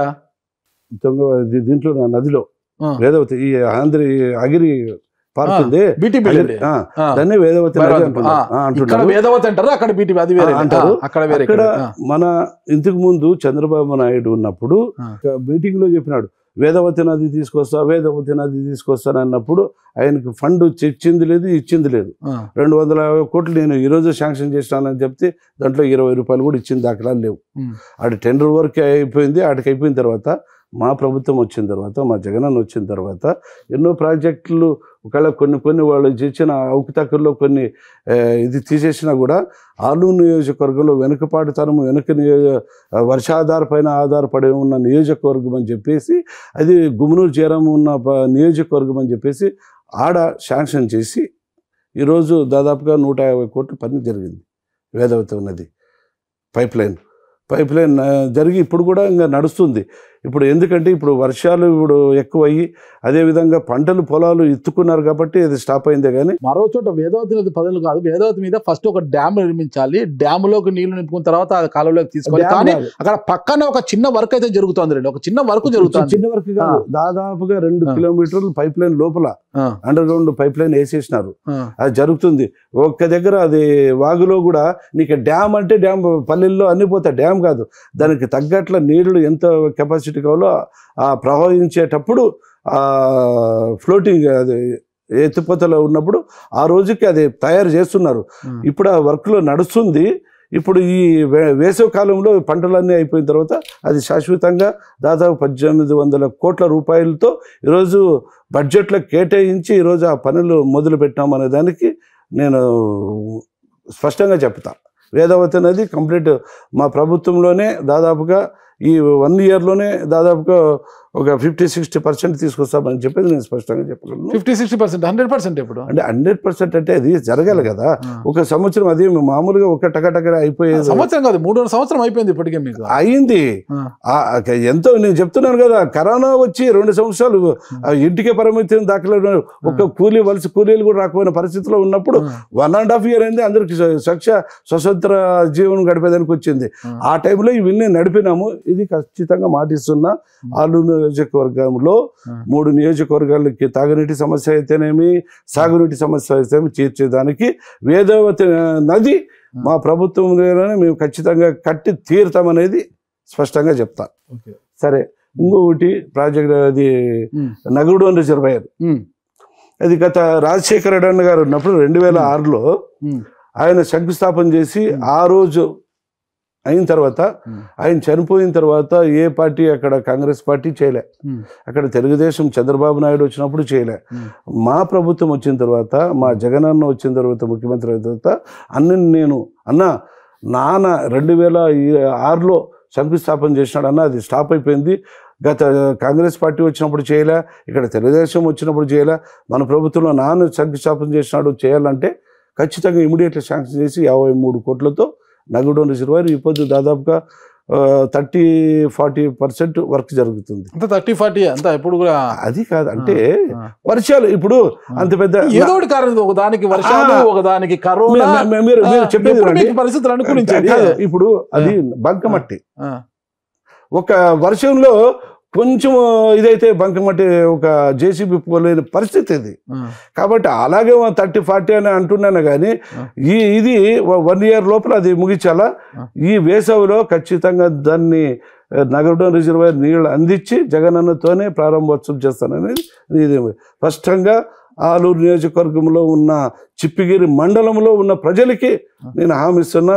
ఈ వేసవిలో కల్లా ఖచ్చితంగా దాన్ని ప్రజలకి నీరు అందిస్తానని చెప్పేసి ఇక్కడ ఒక అంశం ఇక్కడ నేను ఎమ్మెల్యేగా చూసిన గుమ్మనూరు జయరాం గారికి మంత్రిగా ఉన్న గుమ్మనూరు జయరాం గారికి చాలా తేడా కనిపిస్తుంది మాటల్లో చాలా అంటే మాటల్లో అంటే నేర్పరితనం కావచ్చు ఇంకోటి కావచ్చు చాలా అప్పటికప్పుడు అలా అల్లుకుపోవడం కావచ్చు చాలా నేర్చుకున్నారనిపిస్తుంది నాకు నేర్చుకునేది ఏం లేదు మామూలుగా ఉండే మనసులో ఉండే భావాలు వస్తున్నాయి అంతేగాని అది మనిషి ఎదిగే కొద్దీ వదగాలనే ఒక భావన ఉంటుంది కానీ మీరు వదగడం లేదు కదా ఎదుగుతూనే పోతున్నారు నేను లేదు ఎదిగి వదుగుతున్నాం ఓకే ఎదిగి ఒదిగే దాని నుంచి ఈరోజు ఇంత నిబ్బలంగా ఇంత మనశ్శాంతిగా ఇంత ప్రజల దగ్గర ఒదిగితే మళ్ళా మీకు ఆ కృషి అలాగే ఉంటుంది నేను ఒదిగేదానికి నేను ఒదిగేది అనేది ఒక నాటకమేమో కానీ ఏమో నాకు తెలియదు కానీ హార్ట్లీ గుండె వాళ్ళతో ప్రేమ పంచుతాం చూడు అది పంచే నాయకుడే నాయకుడు ఒదిగేదంటే యాక్టింగ్ కాదు ఇంకోటి కాదు ఒదిగేదంటే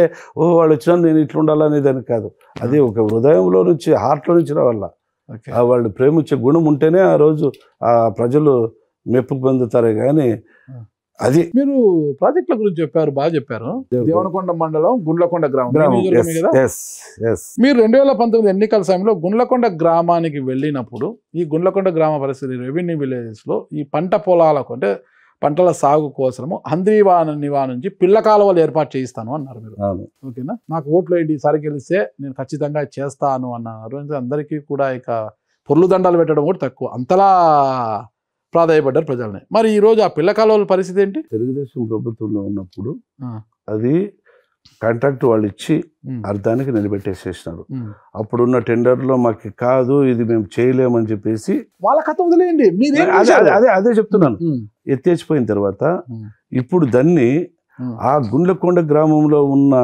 పరిసర ప్రాంతం ఏమిదో అది దాదాపుగా 100 మీటర్ లోతు నివా ప్రవహిస్తుంది అది లిఫ్ట్ చేయాల అది లిఫ్ట్ చేయాలంటే ఎంతో ఖర్చు వచ్చేది 100 మీటర్ల లోతున్న నీళ్ళని ఇయ్యాలంటే నరశ్యామల అయితేనేమి గుండ్లకొండ అయితేనేమి ఆ ఉన్న పరిసర ప్రాంతంలో 100 మీటర్ లోతుంది అది ఆ నీరు ప్రవహించేది ఆ నీటిని ఎత్తిపోయాలంటే చాలా డబ్బుతో కూడుకున్న విషయం నేను చెప్పిన ఆ రోజు అది ఎక్కడైనా గ్రావిటీ ద్వారా ఉంటే ఆ గ్రావిటీ ద్వారా ఇప్పుడు కూడా మన ఎస్సీ ఇరిగేషన్ వాళ్ళ దగ్గర కూడా మాట్లాడి పిలిపించుకున్నా అన్న ఎక్కడైనా గ్రావిటీ ద్వారా ఉంటే ఆ గ్రావిటీ ద్వారా ఒక చెరువులు నింపుకొని ఆ చెరువుల ద్వారా వాళ్ళకి ఇస్తామని చెప్పడం గుండ్లకొండ గ్రామము అనే మాట కింద ఆ మండలంలో 44 విలేజ్లు ఉన్నాయి రెవెన్యూ గ్రామాలు ఉన్నాయి దాదాపుగా 45,000 ఎకరాలకు ఆయకట్టు నీరు రావాలి అక్కడ రాజశేఖర రెడ్డి అన్న ఉన్నప్పుడు 45,000 ఎకరాలకు ఆయకట్టు అది ఇప్పుడు 25,000 ఎకరాలకి నీరు అందుతుంది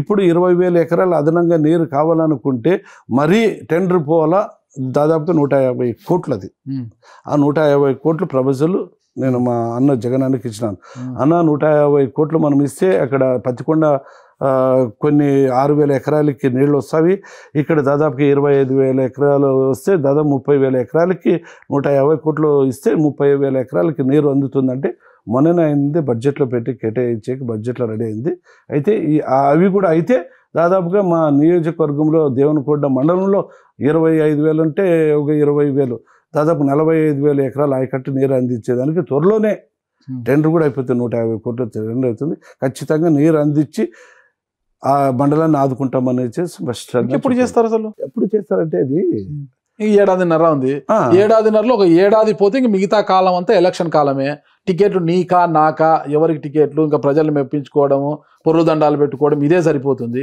ఇంకా ఏడాది కాలంలో మీరు చేసేది ఏంటి జరిగేది ఏంటి చేసేది చేస్తామని చెప్తున్నాం కదా ఎప్పుడు చేస్తారు ఇప్పుడు నీళ్లు అది ఆ అమౌంట్తో బడ్జెట్తో కూడుకునే పని అమౌంట్ బడ్జెట్తో అదే బడ్జెట్ గురించి మాట్లాడితే ఈ జిల్లాలో ఉమ్మడి కర్నూలు జిల్లాలో 2 మంత్రులు బీసీ సామాజిక నుంచి గుమ్మనూరు జయరాం గారు రెడ్డి సామాజిక నుంచి బుగ్గన రాజేంద్రనాథ్ రెడ్డి గారు బుగ్గన రాజేంద్రనాథ్ రెడ్డి గారితో పోలిస్తే మీరు తక్కువ నిధులు తెచ్చుకుంటారు తక్కువ డెవలప్మెంట్ ఆ డోన్ నియోజకవర్గంతో పోలిస్తే అది అభివృద్ధిలో మీరు చాలా వెనకబడి ఉన్నారు అంటారు ఎక్కడ లోపం జరుగుతుంది మీకు ఇద్దరు మంత్రులే కదా మరి ఎందుకు ఆయనకు వస్తున్న నిధులు ఏంటి జగనన్న కాలనీలు కావచ్చు ఇతర అంశాలు కావచ్చు చాలా వేగంగా జరుగుతున్నాయి ఇక్కడ మీ దగ్గర ప్రతిదీ కూడా 30% 40% చేస్తాం చూస్తాం అంటున్నారు వేగంగా జరుగుతాం అనే దానికి ఆయనకి వేదవతి లాంటి 1800 కోట్లు అక్కడ అది లేదు 53 కోట్లతో నగడోన్ రిజర్వాయర్ ఆయనకి లేదు. ఆయనకున్న పరిధిలో ఆయనకి డెవలప్మెంట్ ఏది ఉందో ఆ రోడ్స్ ఏమన్నా ఉంటే అవి డెవలప్మెంట్ అయితే, నాకు ఇది ఎక్కువ మామూలుతో కూడుకున్న బడ్జెట్ కాబట్టి ఇక్కడ కేటాయించిన బట్టి ఇక్కడ రైతులతో నీళ్ళు అందే ఇది కాబట్టి ఖచ్చితంగా ఇక్కడ ఒక 1800 కోట్లు, ఇక్కడ ఒక 60 కోట్లు, ఇక్కడ అంటే డబ్బుతో కూడుకున్నది ఒక నియోజకవర్గం మొత్తం ఉన్న రాష్ట్రం మొత్తం పైన ఉంది. ఈ ఆలూరు నియోజకవర్గమే, ఆలూరు నియోజకవర్గం ఇంటి చక్క పెట్టుకున్నాక మళ్ళీ రాష్ట్రం గురించి ఆలోచిస్తాంలేండి. ఇంటి చక్క పెట్టుకునే దానికే చెప్తా, ఇంటి చక్క పెట్టేదానికి ఎమ్మెల్యే మీరు తర్వాత మంత్రి. అవును, మంత్రిగా శాఖను చెక్క పెట్టుకోవచ్చు, మన ఎమ్మెల్యేగా ఫస్ట్ ఊరిని చెక్క పెట్టుకోవాలంటే నియోజకవర్గాన్ని చెక్క పెట్టుకోవాలి. అవును, మీరు రోడ్లు అన్నారు, ఆయన రోడ్లు వేసిన రోడ్ల విషయానికి మనం వస్తాం. నేను 2014లో మిమ్మల్ని ఇంటర్వ్యూ చేయడానికి గుంతకల్ నుంచి గుమ్మనూరుకు వచ్చాను. వచ్చేటప్పుడు ఎంత ఇబ్బంది పడుతూ వచ్చానో నాకు తెలుసు. ఆ కారులో వచ్చిన తర్వాత ఇంటర్వ్యూలు అడిగాను, అన్న అంత ఘోరంగా ఉంది అది, గుంతకల్ టు గుమ్మనూరు 9 కిలోమీటర్లు ఏముంది, చాలా భయంకరంగా ఉందన్న. గుంతలు ఏంటంటే ఏం చేయాలి నారాజన్న, చంద్రబాబు నాయుడు గారు మనకు ఒక్క నిధులు నయా పైసా ఇవ్వడం లేదు, ఎమ్మెల్యే నిధులు ఎమ్మెల్యే కోట కింద మన గవర్నమెంట్ వస్తే, మన పార్టీ అధికారంలోకి వస్తే ఖచ్చితంగా మేము రోడ్డు వేస్తానన్నారు. మీ పార్టీ అధికారంలోకి వచ్చి 3.5 సంవత్సర కాలం అయిందే, ఇంతవరకు మీ సొంత గ్రామానికి మీరు రోడ్డు వేసుకోలేకపోయారు. అసలు ఇంకా ఇంతకన్నా వీడియో ముందంటారు అసలుకి? సరే చెప్పుదనా, చెప్పండి మాట చెప్పుదనా. చెప్పండి. స్వతంత్రం వచ్చి 75 సంవత్సరాలు అయింది. అవును, స్వతంత్రానికి మీకు సంబంధం ఏంటి? ఆడే ఒక ఇది ఉంది, ఆడే ఉంది. స్వతంత్రం వచ్చి 75 సంవత్సరాలే. స్వతంత్రం వచ్చినప్పటి నుంచి రాష్ట్రాలకి గ్రామాలకి ఏం కావాలంటాము? నీళ్లు కావాలా, రోడ్లు కావాలా, నీళ్లు కావాలా, రోడ్లు కావాలన్నామా? మరి స్వతంత్ర కాలువలు కావాలా, రోడ్లు కావాలా, ఇవే 3 పైన నడుస్తుందా? స్వతంత్రం వచ్చినప్పటి నుంచి ఇవేనా? ఇంకా వేరే గాంధీజీ కళల కన్నా గ్రామాలే అవి. నేను చెప్తాను. స్వతంత్రం వచ్చి 75 సంవత్సరాల నుంచి నీళ్లు కావాలా, రోడ్లు కావాలా, మురికి నీటి డ్రైనేజ్ కావాలని అడుగుతున్నాం. స్వతంత్రం 75 సంవత్సరాలు. మా ముఖ్యమంత్రి జగన్ అని వచ్చి కేవలం 3 సంవత్సరాలు అయింది. 3 సంవత్సరాలు నేను చెప్తాను, బాగా వినండి. 3.5 సంవత్సరాలు 3 సంవత్సరాలు భర్త అయింది. చంద్రబాబు నాయుడు 14 సంవత్సరాలు ముఖ్యమంత్రి అయినాడు. విజయభాస్కర్ రెడ్డి 10 సంవత్సరాలు ముఖ్యమంత్రి అయినాడు. నేదురుమల్లి జనార్దన్ రెడ్డి అయినాడు. మరి మొన్న పోయిన కాంగ్రెస్ లో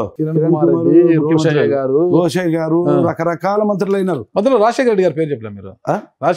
రాజశేఖర అయిన మానవాడు ఆయన పీరియడ్లో చెప్పాలంటే బ్రహ్మాండంగా చెప్తా. ఆయన ముఖ్యమంత్రి ఉన్న టైంలో 5 సంవత్సరాలు పరిపాలన గురించి సపరేట్ గా చెప్తా. ఆయన ముఖ్యమంత్రి ఇరిగేషన్ అనేది పరుగులు పెట్టింది. ఆ మహానుభావుడు ఉన్న 5 సంవత్సరాలు చెప్పాలంటే అదొక సువర్ణ యుగం. దాని గురించి సపరేట్ చెప్తా.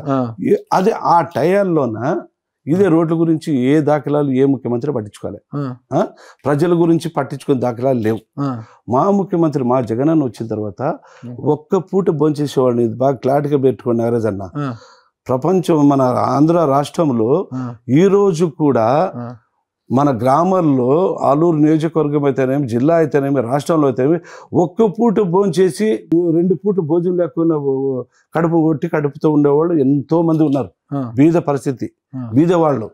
అలాంటి వాళ్ళని ఆదుకోవాలని చెప్పేసి మా ముఖ్యమంత్రి 3 పూట్ల భోంచి పెట్టాలని చెప్పేసి వాళ్ళకి డబ్బులు ఏ రకంగా పిల్లలు చదివించుకునే దానికి అమ్మఒడి అయితేనేమి, చేయూత కష్టపడిన అక్క చెల్లమ్మలకి 18,750 రూపాయలు ఇచ్చి వాళ్ళ కుటుంబాన్ని పోషించుకోండి అని ఇచ్చి, పింఛను 2,500 రూపాయలు ఆ ఇంటి యజమానికి 60 సంవత్సరాలు వాళ్ళకి ఇచ్చి, ఒక్కొక్కరికి ఎంత లేదన్నా కనిష్టానికి 5-10,000 రూపాయలు మంత్లీ వచ్చేటట్ల ఇన్కమ్ చూపించి ఈరోజు ఒక్క పూట భోంచేసేవాళ్ళు 3 పూటలు భోంచేస్తున్నారు.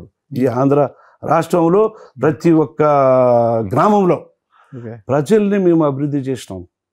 గత 70 సంవత్సరాలు స్వతంత్రం వచ్చినప్పుడు ఏ నాయకుడు కూడా ప్రజల్ని ఆదుకున్న ఘనత లేదు. కాబట్టి ముఖ్యమంత్రి మా జగనన్న వచ్చిన తర్వాత ఒక్క పూట భోంచేసే వాళ్ళు ఈరోజు రాష్ట్రంలో హ్యాపీగా ఉన్నారు. మేము 3 పూట్లు భోంచేస్తున్నాము, మా మనముడు వచ్చినాడు, మా తమ్ముడు వచ్చినాడు, మా అన్న వచ్చినాడు అని 3 పూట్లు భోంచేస్తున్నారు. ఇప్పుడు రోడ్ల సమస్య అంటావా? ఖచ్చితంగా రోడ్లు ఈరోజు అన్ని రిపేర్లు అవుతున్నాయి. ప్రజలకి కడుపులో ఉంటేనే ఇది. నేను చెప్తున్నా 70 సంవత్సరాలు వచ్చిన అదే రోడ్డు అంటున్నాం. ఇప్పుడు మా ముఖ్యమంత్రి రోడ్లన్నీ రిపేర్ చేపిస్తున్నాము. ఖచ్చితంగా ఆంధ్ర రాష్ట్రం 29 రాష్ట్రాలు మా రాష్ట్ర వైపు పథకాలు అయితేనేమి అభివృద్ధి బాటలో ఆదర్శంగా నిలుస్తుంది అనే దానికి నేను చెప్పగలనేది చెప్తా. ఇంకెప్పుడు జరుగుతాయి రోడ్లు పనులు అన్నీ కూడా ఇంకెప్పుడు జరుగుతాయి? ఇప్పుడు ప్రజలకి నేను చెప్తా కదా, 70 సంవత్సరాలు ప్రజల్ని ఆదుకోవాలి, ఒక్క పూట భోంచేసాడు, ఎంతో మంది కష్టాలు. మీరు ఒక పూట భోజనం చేశారు, 3 పూటలు అంటున్నారు కదా అమ్మ ఒడి అది ఇదని. ప్రతిపక్షాలు అదే అంటున్నాయి కదా, చంద్రబాబు నాయుడు గారు అమ్మ ఒడి నాన్న బుడ్డికి సరిపోతుంది అనేసి. అదే ఇప్పుడు మతి లేకుండా మతి భ్రమించి మాట్లాడతారు చంద్రబాబు నాయుడు. కానీ ఈరోజు చంద్రబాబు నాయుడుకి ఏడని చెప్పు, మొన్ననే అన్నాడు మతి మార్పు భ్రమించి సైకిలు ఓడిపోవాలి, సైకిలు తరుము కొట్టండి అన్నాడంటే వాడు మతి భ్రమించి మాట్లాడతాడు. ఈరోజు రాజన్న ఆ రోజు ఆయన పరిపాలనలో 5 సంవత్సరాలు దేవుడు అనిపించుకున్నాడు. 3.5 సంవత్సరాలనే రాష్ట్రానికి ఒక పిల్లవాళ్ళకి, చదువుకున్న పిల్లవాళ్ళకి ఒక మేనమామగా, అక్క చెల్లెమ్మలకి ఒక అన్నగా, అవ్వతాతలకు ఒక మనముడుగా, ఈరోజు ఏ రాష్ట్రంలో ఒక ముఖ్యమంత్రి పిల్లవాళ్ళతో మేనమామగా అనిపించుకునే ఘనత ఏ రాష్ట్రంలో ఉన్నాడా అనేది మీరు చూడండి. ఆంధ్ర రాష్ట్రంలో ఈరోజు ప్రతి స్కూల్కి వెళ్తే ఎవరు అంటే మా జగన్ మావయ్య అంటారు. ఆయన ఫోటో చూపిస్తే జగన్ మావయ్య అంటారు. ముఖ్యమంత్రి ఎవరు అంటారు? ఆయన్ని మా జగన్ మావయ్య అంటారు. అంటే అలాంటి పిలిచిన నాయకుడు పరిపాలనలో మేము పనిచేస్తున్నాం కాబట్టి సంతోషంగా ఉంది అనే దానికి మేము కూడా సంతోషంగా ఉన్నాం లేండి.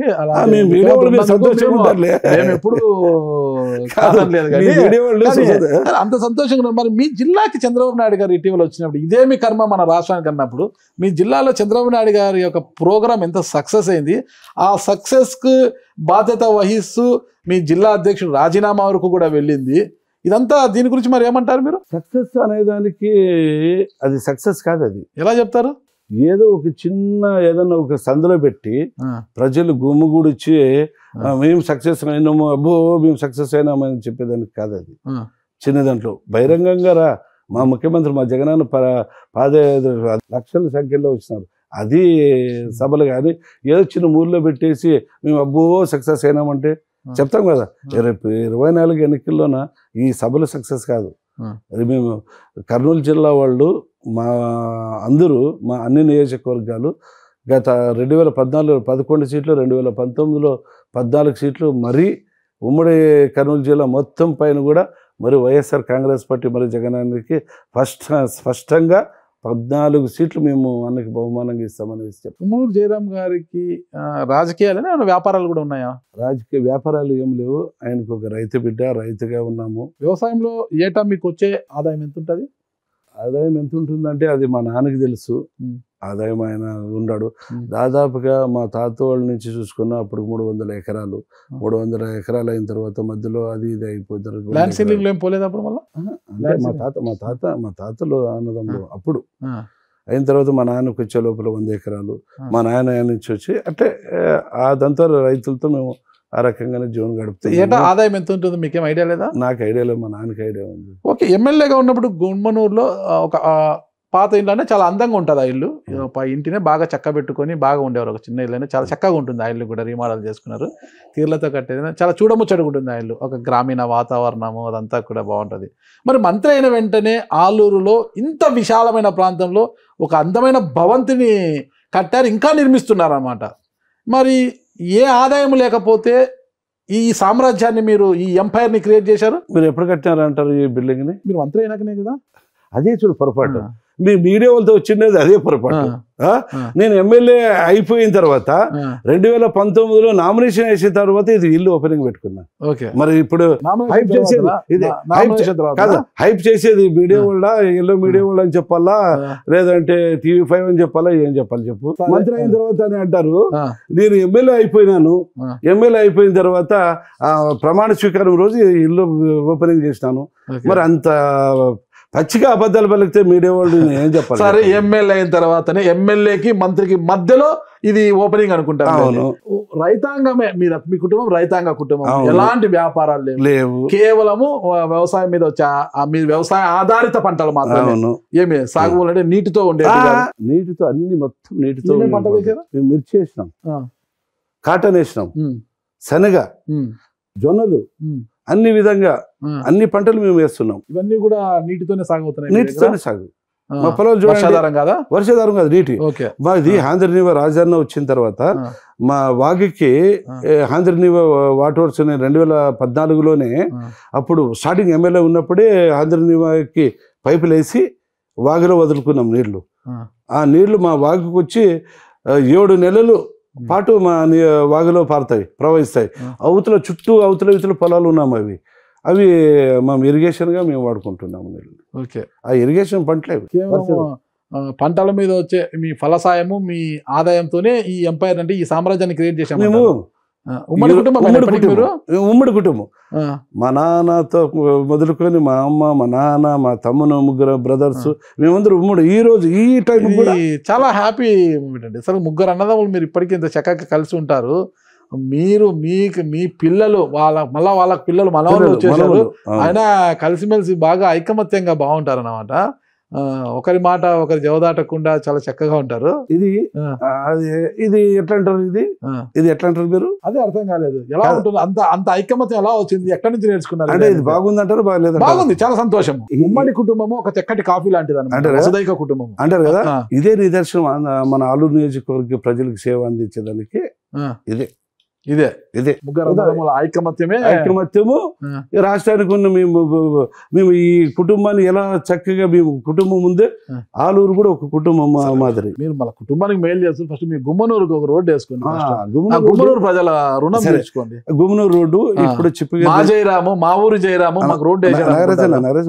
ఉండన్నా చిప్పగిరి నుంచి బంటనాల స్టేషన్ వరకు రోడ్ అయిపోయింది. రోడ్ వేసేసినాం మొన్న పోయిన సంవత్సరం. ఇప్పుడు 5 కోట్లతో టెండర్ అయిపోయింది. రేపు ఫిబ్రవరిలో వర్క్ స్టార్ట్ అయిపోతుంది. 5 కోట్లు గుమ్మనూరు నుంచి పెంచలపాడు వరకు 5 కోట్లు శాంక్షన్ అయింది. టెండర్ అయిపోయింది, అగ్రిమెంట్ కూడా అయిపోయింది. ఫిబ్రవరిలో ఎండాకాలం పంటలు ఉన్నాయి, ఎండాకాలం స్టార్ట్ చేసి ఆ రోడ్ కూడా అయిపోయింది. టెండర్ ఎవరు? ఈ మన దేవనకొండ పక్కలో దేవరబండ ఉంది, ఆయన కాంట్రాక్టు. మీ వాళ్ళేనా? రెడ్డిస్. అంటే మీ వాళ్ళంటే మీ పార్టీ వాళ్ళ, మీ అనుచర వర్గం? అంటే కాంట్రాక్ట్లు మా వాళ్ళు వీళ్ళు అనేది ఉంది. వాళ్ళు ఏదో పని చేసుకునే వాళ్ళు, మా వాళ్ళ మీ వాళ్ళు అనేది ఏం కాదు. అధికార పార్టీ నాయకులు లేకుండా కాంట్రాక్ట్ వాళ్ళకి లేదు, అట్లేం కాదు. అంటే పని చేసుకునే వాళ్ళు కాంట్రాక్టులు మంచిగా పనిచేసే వాళ్ళు ఉన్నారు కాబట్టి వాళ్ళతో మీ వాళ్ళే ఉంటారు కదా. ఇప్పుడు ఎల్ఎల్సి లో లెవెల్ కెనాల్ వర్కులు, ఆధునీకరణ పనులు కూడా జరుగుతున్నాయి కదా, దిగువ కాలువ పనులు కూడా జరుగుతున్నాయి కదా. అక్కడ వేరే కాంట్రాక్టర్ పనులు వస్తే కూడా ఆ కాంట్రాక్టర్ కూడా కంకర, సిమెంటు, ఇసుక అంతా కూడా మీ వాళ్ళ దగ్గరే తీసుకోవాలనేది కూడా ఒక రెజల్యూషన్ పాస్ చేశారంటే మీరు. అదేదో నీ దగ్గర ఉంటే చూపి, నేను ఇచ్చిన మీరు చెప్పేదానికంతా కూడా నా కాగితాలు చూపిస్తారా? నేను కూడా చూపిస్తానా?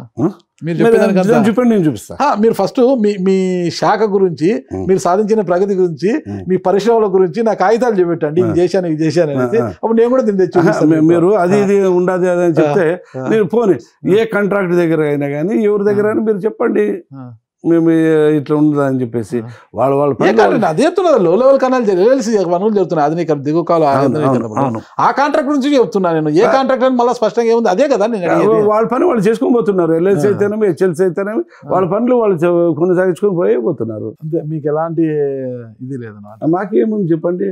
మంత్రిగా ఉంటారు జయరాం గారు, ఏంటో నాకు అర్థం కాదు. స్టార్టింగ్లో చూస్తే పేకాట మంత్రి అని వచ్చింది, మధ్యలో ఒకసారి బెంజ్ మంత్రి అని వచ్చింది అనమాట.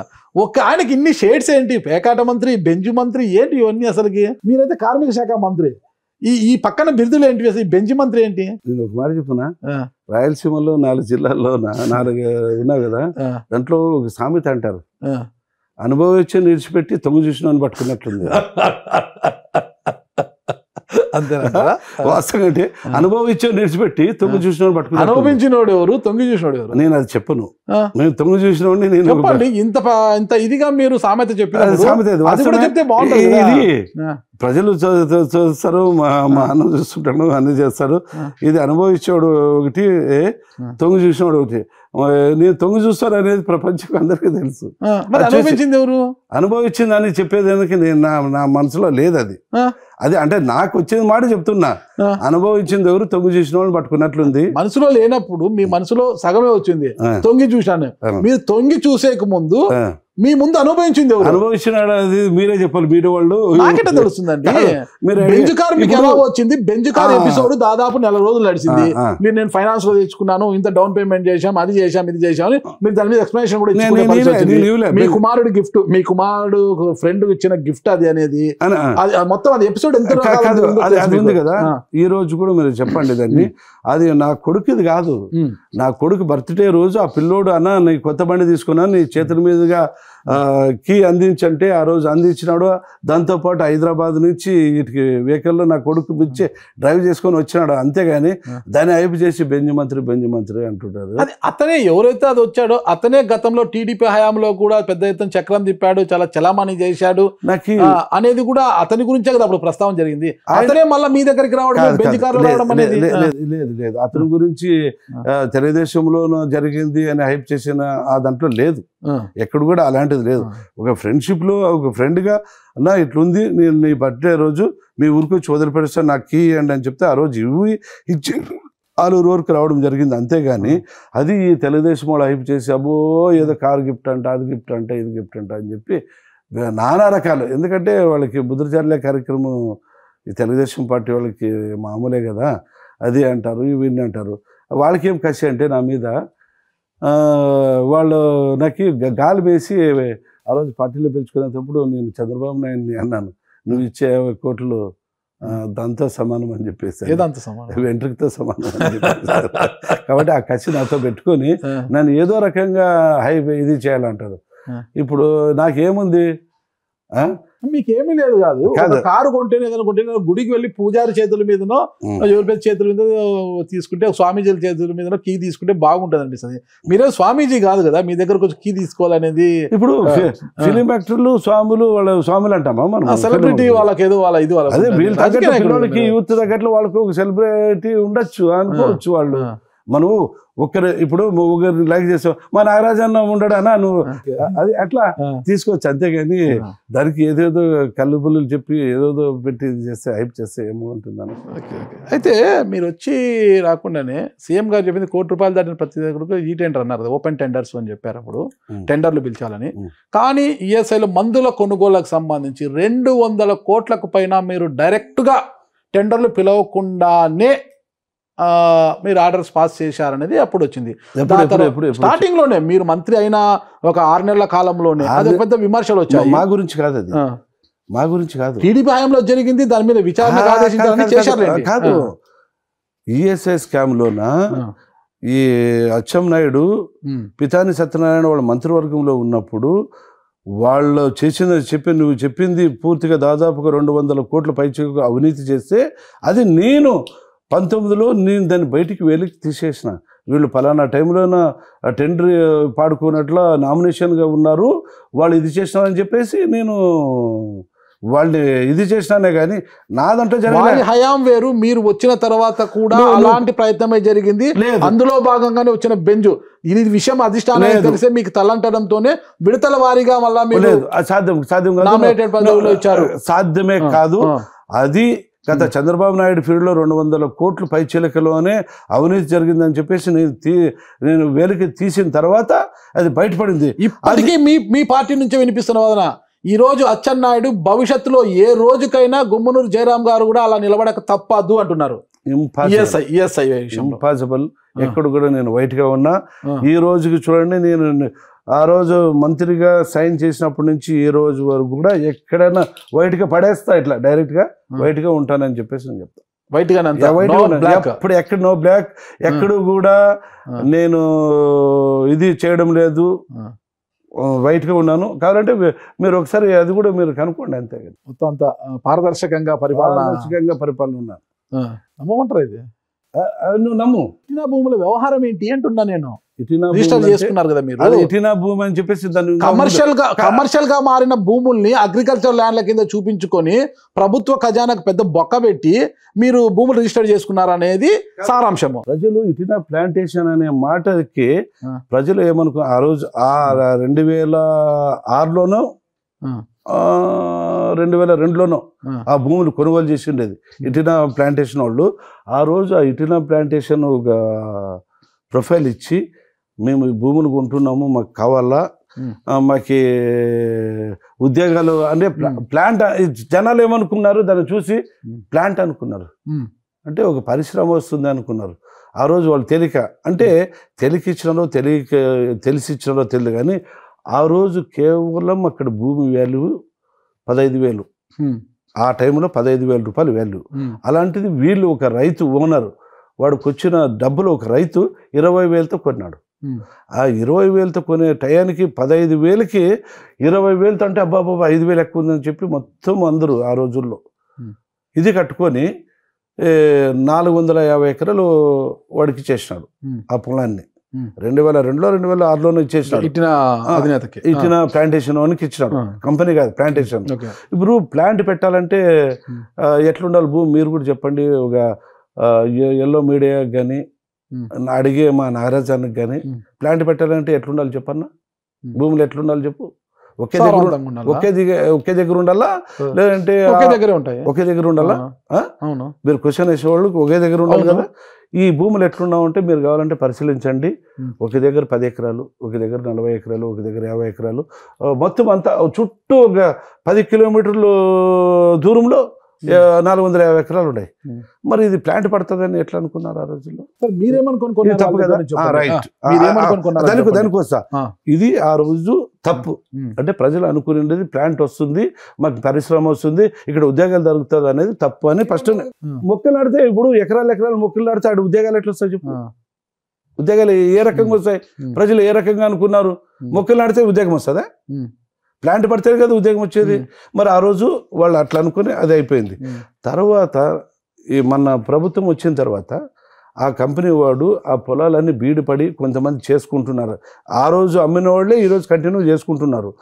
అది వాళ్ళు వచ్చి ఆ భూమికి ఉన్నోడు వచ్చి అన్న మాకు భూమి ఉంది, మేము ఎక్కడో బెంగళూరులోనా ఏడో గంగావతిలోనా ఏడో ఉన్నాము, మాకు ఆ పొలాలు మీ బీడు పడిపోతున్నవి, ఏదో మీరు తీసుకోండి అని చెప్పడం జరిగింది.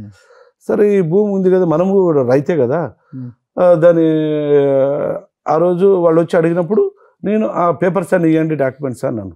ఆ డాక్యుమెంట్స్ మొత్తం నేను ఫస్ట్ ఎంఆర్ఓ దగ్గర రిజిస్టర్స్ మొత్తం ఎంఆర్ఓ రిజిస్టర్తో చూపించిన. అన్న ఈ భూమి పలానా రైతు వచ్చి పలానా ఇటిన కంపెనీ ప్లాంటేషన్ అని చెప్పేసి వచ్చినారు, వాళ్ళు భూములు కొన్నారంట ఆ రోజుల్లో, ఇది కరెక్ట్గా ఉన్నావా లేదా అని చెప్పేసి అడిగితే లేదు ఈయన పేరు పైన ఉంది, పలానా మంజునాథ్ పేరు పైన ఉంది, ఇది కొనొచ్చు అని చెప్పినాను. కొనొచ్చు అన్నప్పుడు నేను ఆ రోజు అది ఉండేది అగ్రికల్చర్ నుంచి కమర్షియల్కి మారేది అంటున్నారు. కావాలంటే ఈ రోజు కూడా చూడండి అగ్రికల్చర్లోనే ఉన్నావు కానీ కమర్షియల్గా ఎక్కడ లేదు, ఎక్కడ ఈ రోజు కూడా లేదు. సరే మరి ఈ ఎకరా ఎంతతో కొన్నారు మీరు? అంత డబ్బులు ఎక్కడి నుంచి వచ్చాయి మీకు? ఎకరా ఎంత ఉందో చూడండి, ఎంతతో కొన్నారని అడుగుతున్నాను. 1.5 లక్షల రూపాయలు. 30 ఎకరాలకి ఎంత అవుతుంది? మీరు 35 లక్షలు, 30 50 లక్షల 52 లక్షలు ఉంది.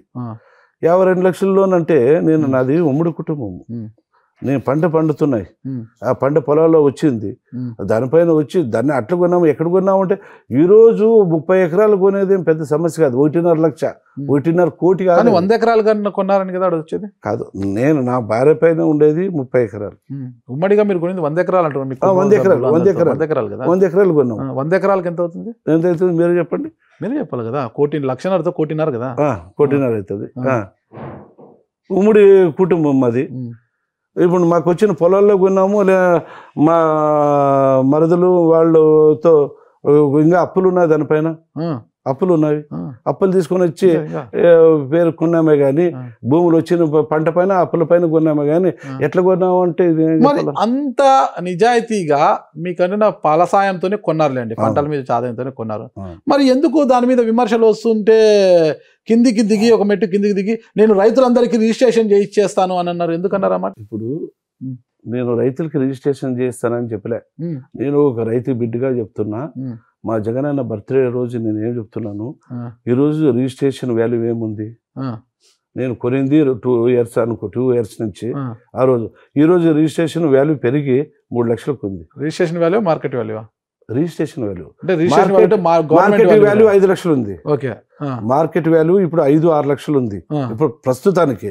ఇప్పుడు రిజిస్ట్రేషన్ వాల్యూ 3 లక్షలు ఉంది. రిజిస్ట్రేషన్ వాల్యూ ఎవరైనా రావచ్చు, ఎవరైనా రైతు, నేను ఒక రైతు బిడ్డగా ఈరోజు మా జగనన్న బర్త్డే సందర్భంగా ఒక రైతు బిడ్డగా రైతు కష్టాలతో తెలిసినవాడు కాబట్టి వాళ్ళ భూములు మాకు కావాలని చెప్తున్నారు. ఏ సర్వే నంబర్ నా భార్య పైన ఉన్నా, నా మరదల పైన ఉన్నా ఆ సర్వే నంబర్లు మీరు తీసుకురండి. మీరు ఈరోజు గవర్నమెంట్ వాల్యూ ఏముందో అది ఇచ్చి మీరు ఇస్తే రిజిస్ట్రేషన్ చేయించేదానికి నేను ఇప్పటికీ ఈ టైం కూడా సిద్ధంగా ఉన్నానని చెప్తాను. రియల్ ఎస్టేట్ వ్యాపారం అంటారా అంతే కదా, కొన్నారు వాళ్ళు అమ్ముతామంటున్నారు కదా. అంటే నేను అమ్ముతానని చెప్పలే, రైతులు నాకు ఆ భూమి కావాలని అడుగుతుంటే వాళ్ళకి ఇచ్చేదానికి నేను ఉన్నానని చెప్పి చెప్తాను. మొత్తం ఓపెన్ రిజిస్టర్ చేయడానికి ఓపెన్గా. ఓకే, అది రిజిస్ట్రేషన్ వాల్యూ. రిజిస్ట్రేషన్ వాల్యూ అంటే 2 సంవత్సరాల నుంచి ఇప్పటి వరకు పెరిగిన ధర ఎంతనో అంత చూసుకొని వాల్యూ ఇచ్చేదానికి. ఓకే, ఆ రోజు 15,000కి అమ్మిన రైతులు ఈ రోజు మళ్ళీ దాన్ని 3 లక్షలతో కొనుగోలు చేయాల్సి వస్తుంది. ఎన్ని సంవత్సరాలు అయింది మీరు తీసుకోండి. మీరే సరిగ్గా చెప్పలేకపోతున్నారు. 2002 2006 మీ దగ్గర క్లారిటీ లేదు. నేనే చెప్పాలంటే నేనేం దానికి ఒక ఇది కాదు కదా. ఆ రోజుతోనా 2006 మంత్రి అండి, ఒక మీరు 5 సంవత్సరాలు ఎమ్మెల్యే మంత్రిగా ఉన్నారు, అంటే ఆస్పర్ మండలం భూములకే నేను మంత్రి కాదు. చరిత్ర మీకు తెలియాలి కదా, నాకు కాదు. ఏ పొలము ఏ రేట్లో ఆ సంవత్సరంలో కొన్నారని నేను ఏది అన్నారు కదా. 15,000తో ఆ రోజు వాళ్ళు రైతులంతా అమ్ముకున్నారు. అది వాస్తవమే. 15,000తో కొనేది వాస్తవే. 15,000తో ఉన్న వాల్యూనే 20,000తో కొన్నారనేది వాస్తవే. ఆ ఇయర్ అనేది నాకు తెలియదు కానీ అది స్పష్టంగా ఆ ఇయర్ ఇప్పుడు దాదాపుగా 2002 వేసుకున్నా ఇప్పటికి 20 సంవత్సరాలు అయిపోయాయి. మామూలుగా 22 లేదా 2004లో అని చెప్తున్నారు. 18 సంవత్సరాలు అన్నారు మన ఎవరు. నేను బహిరంగ ప్రకటన చేసేటప్పుడు 8 సంవత్సరాలు అంటే 18 సంవత్సరాలు అన్నారు. ఆ 18 సంవత్సరాలు అదే భూములు అదే రైతులు ఇంకా ఇచ్చుకుంటున్నారు. ఓకే, ఇప్పటికి కూడా విత్తుకుంటున్నారు. ఎవరు దౌర్జన్యం చేసి ఆ ప్లాంట్ వాళ్ళు చేయలే, ఏం చేయలే, వాళ్ళే ఇచ్చుకుంటున్నారు. 2 సంవత్సరాల్లో మీరు 1,50,000 ఎకరా 1,50,000 కొంటే 2 సంవత్సరాల్లోనే 3 లక్షలు అయిందా రిజిస్ట్రేషన్ వాల్యూ? అది మీరే చెప్పాలా. ఆ రోజు వాల్యూ నేను 1.5 లక్షతో కొన్నా. ఈ రోజు అది అయిందా అనేది నేను ఎట్లా చెప్తావు? ఇప్పుడు రిజిస్ట్రేషన్ వాల్యూ ఎంత ఉందని అడిగితే 3 లక్షలు అన్నారు. నేను అదే చెప్తున్నా. 2 సంవత్సరాల్లో అంత పెరిగిందంటారా? పెరిగింది. నువ్వే అది 2 సంవత్సరాల్లో ఆ ప్రాంతంలో ఏమి అభివృద్ధి జరిగిందని ఆ ల్యాండ్లకు రిజిస్ట్రేషన్ వాల్యూ అంటే గవర్నమెంట్ వాల్యూ పెరిగిందంట. అంటే పంట పొలాలు ఇప్పుడు వర్షాలు బాగున్నాయి, దిగుబడి వస్తుంది కాబట్టి ఆ రకంగా ఉండొచ్చు. మనం ఏం చెప్తా, వాల్యూ పెరిగిందని నన్ను అడిగితే వాల్యూ పెరిగింది. నేను ధైర్యంగా బహిరంగంగా చెప్పిన ఆ రిజిస్ట్రేషన్ వాల్యూ ఉంటే ఎవరన్నా మార్కెట్ వాల్యూ కొన్నారా, గవర్నమెంట్ వాల్యూ కొన్నారా? రిజిస్ట్రేషన్ గవర్నమెంట్ అది సేమ్ సమానంగా ఉంది ఆ రోజుల్లో ఆ రేటు. కాబట్టి ఆ రేటుతో కొన్నాం. స్టాంప్ డ్యూటీ అంతా కూడా కేవలం గవర్నమెంట్ వాల్యూ. మీరు చూడండి, అది ఏదైనా మరి మీరు ఇది చేసినారని చెప్పి అంటారు కదా, ఏ రకంగా లేదు. మీరు కావాలంటే చూడండి ఆ టైంలో. కానీ ఒక పత్రికలో చూసాం కదా, కొన్ని కోట్లలో గండిపడింది రిజిస్ట్రేషన్ శాఖ. పత్రిక చూసినారు? ఈనాడు చూసినారా? ఆంధ్రజ్యోతి చూసినారా? ఏదో ఒక పత్రికలండి. పత్రిక అంటే అదే చూడు, రామోజీరావు అన్న రాసిండల్లా, ఆంధ్రజ్యోతి. మీ విషయాల గురించి ఎవరు చక్కగా రాస్తారో మీరే చూసుకుంటారు. మేము చెప్పడం బాగుండదు. మా విషయాలు, మా పార్టీ గురించి కానీ మా విషయాలు రాయాలంటే ఒక రామోజీరావు రాస్తాడు, ఒక రాధాకృష్ణ రాస్తాడు, ఒక చౌదరి బివి చౌదరి యా చౌదరి ఆయన TV5 వాళ్ళు రాస్తారు. కానీ ఇప్పుడు ఏ పార్టీకి కూడా రాయదు. అది గుమ్మనూరు జయరాం గారు ఎమ్మెల్యే అయినప్పుడు అంత పోటీ లేదు, కానీ మీరు మంత్రి అయినాక ఇక్కడ ఆలూరు నుంచి పోటీ పెరిగిపోతుంది అనమాట. అంటే ఈసారి నేను ఎమ్మెల్యే అంటే నేను ఎమ్మెల్యే అనే సంఖ్య. ఒకవైపు మీ సమాజ వర్గంలోనే మీకు పొగబెట్టాలని చూస్తున్నారు, అంటే వేరే వాళ్ళ మద్దతుతో మీకు పొగబెట్టాలని చూస్తున్నారు. మరొక సమాజ వర్గం నుంచి అంటే పత్తికొండ మాజీ ఎమ్మెల్యే శేషిరెడ్డి గారి శ్రీమతి, అంటే మాజీ ఎమ్మెల్యే నీరజారెడ్డి గారు కూడా వైసీపీ నుంచి ఇక్కడ టికెట్ తీసుకొని బరిలోకి దిగాలి. అవతల కోట్ల సుజాతమ్మ గారు రెడ్డి సామాజిక వర్గం మహిళ కాబట్టి యువతలో కూడా నేను మహిళ, అదే రెడ్డి సామాజిక వర్గానికి చెందినది, ఈక్వేషన్ సరిపోతుందనే ఉద్దేశంతో ఆమె కూడా ఇక్కడ నుంచి పోటీ చేయడానికి ఆమె ప్రయత్నాలు ఆమె చేసుకుంటారా అంటున్నారు. ఒకవైపు ఆ సామాజిక వర్గము, మరోవైపు ఈ బలమైన సామాజిక వర్గము, ఇద్దరు మిమ్మల్ని క్రష్ చేయాలని చూస్తున్నారు. మరి ఎలా మీరు బయటపడతారు? నాకు మా అన్న జగన్ నమ్ముకుని ఉన్నాను. ఆ రోజు నీరజారెడ్డి విషయంలో ఆమె 2009లో ఎమ్మెల్యేగా అయింది. ఆమె పోటీ చేసి మరి తటస్థంగా అయిపోయింది. ఇప్పుడు ఆమె అడుగుతుంది అనే దానికి ఒకవేళ ఆశ ఉండొచ్చు అడిగేదానికి. అయినా అధిష్టానము జగన్ అన్న నా మీద ఉన్న ప్రేమ అనురాగము ఏమో తెలియదు, కానీ నేను ఆయనతో శాశ్వతంగా 5 సంవత్సరాలు మంత్రిగా ఉన్నాను కాబట్టి కొనసాగించినాడు. ఈసారి కూడా నన్ను ఎన్నో రోజులైనా కూడా జరం అన్న మనము ఇంకా నేను ఇంకా ఒక 5 సంవత్సరాలు నీతో ఉండాలన్న అన్నప్పటికీ 5 సంవత్సరాలు కాదు, జనం 30 సంవత్సరాలు మన దగ్గర మనం ఉందాం, కలిసి ఉందాం అనే మాట ఆయనకున్నారు. రాజకీయాల్లో ఎప్పుడు ఏం జరుగుతాయి ఎవరు చెప్పలేము మనము. ఇప్పుడు నీరజారెడ్డి గారు కడప జిల్లా రాయచోట అనుకుంటా, ఒక ఉన్నత విద్యావంతుల కుటుంబం నుంచి వచ్చింది. శేషిరెడ్డి గారు కూడా ఒక ఉన్నత విద్యావంతులు, మీకు తెలిసినదే. ఆయన మళ్ళా తర్వాత కాలక్రమేణా రాజకీయాల్లోకి వచ్చి ఫ్యాక్షన్లో ఎలా హత్య గావింపబడ్డారు, తర్వాత ఈమె ఎమ్మెల్యే అయిందని. ఈమె కూడా బాగా చదువుకున్నావిడ కదా, రాజకీయాలకు కొంచెం దూరంగా ఉన్నా ఎందుకు ఆలూరు మీదే దృష్టి పెట్టారు నీరజారెడ్డి గారు ఖచ్చితంగా. అంటే వాళ్ళ మండలము ఈ నియోజకవర్గంలో ఉండడమే కారణం అనుకుంటాను. ఓకేనా, అందుకోసము నీరజారెడ్డి గారు ఒక గట్టిగా ప్రయత్నిస్తున్నారట ఈ ప్రాంతంలో మళ్ళా ఆమె రాజకీయంగా అరంగేట్రం చేయడానికి. మరి ఎలా అడ్డుకుంటారు ఇదంతా కూడా మీరు? ఖచ్చితంగా జగన్మోహన్ రెడ్డి గారు ఆమె కడప జిల్లా, అందులో రాయచోటి వాసురాలు అంటున్నారు కదా. ఆయన ఇప్పుడు జగనానికి కడప జిల్లా రాయచోటి అనే దాని ప్రాంతాలు అనేదానికి ఆయనకి ప్రేమ కాదు. ఆయనకున్న ప్రేమ అంతా ఒక బీసీల పైన ప్రేమ ఉంది.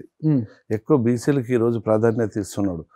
రాష్ట్రంలో 139 కిలోలకు పెద్దపీట వేసి బీసీలని ఏదో అన్ని రకాల బీసీలని ఈరోజు ముందుకు తీసుకొచ్చినాడు. దాంట్లో నేను ఒక్కడిని.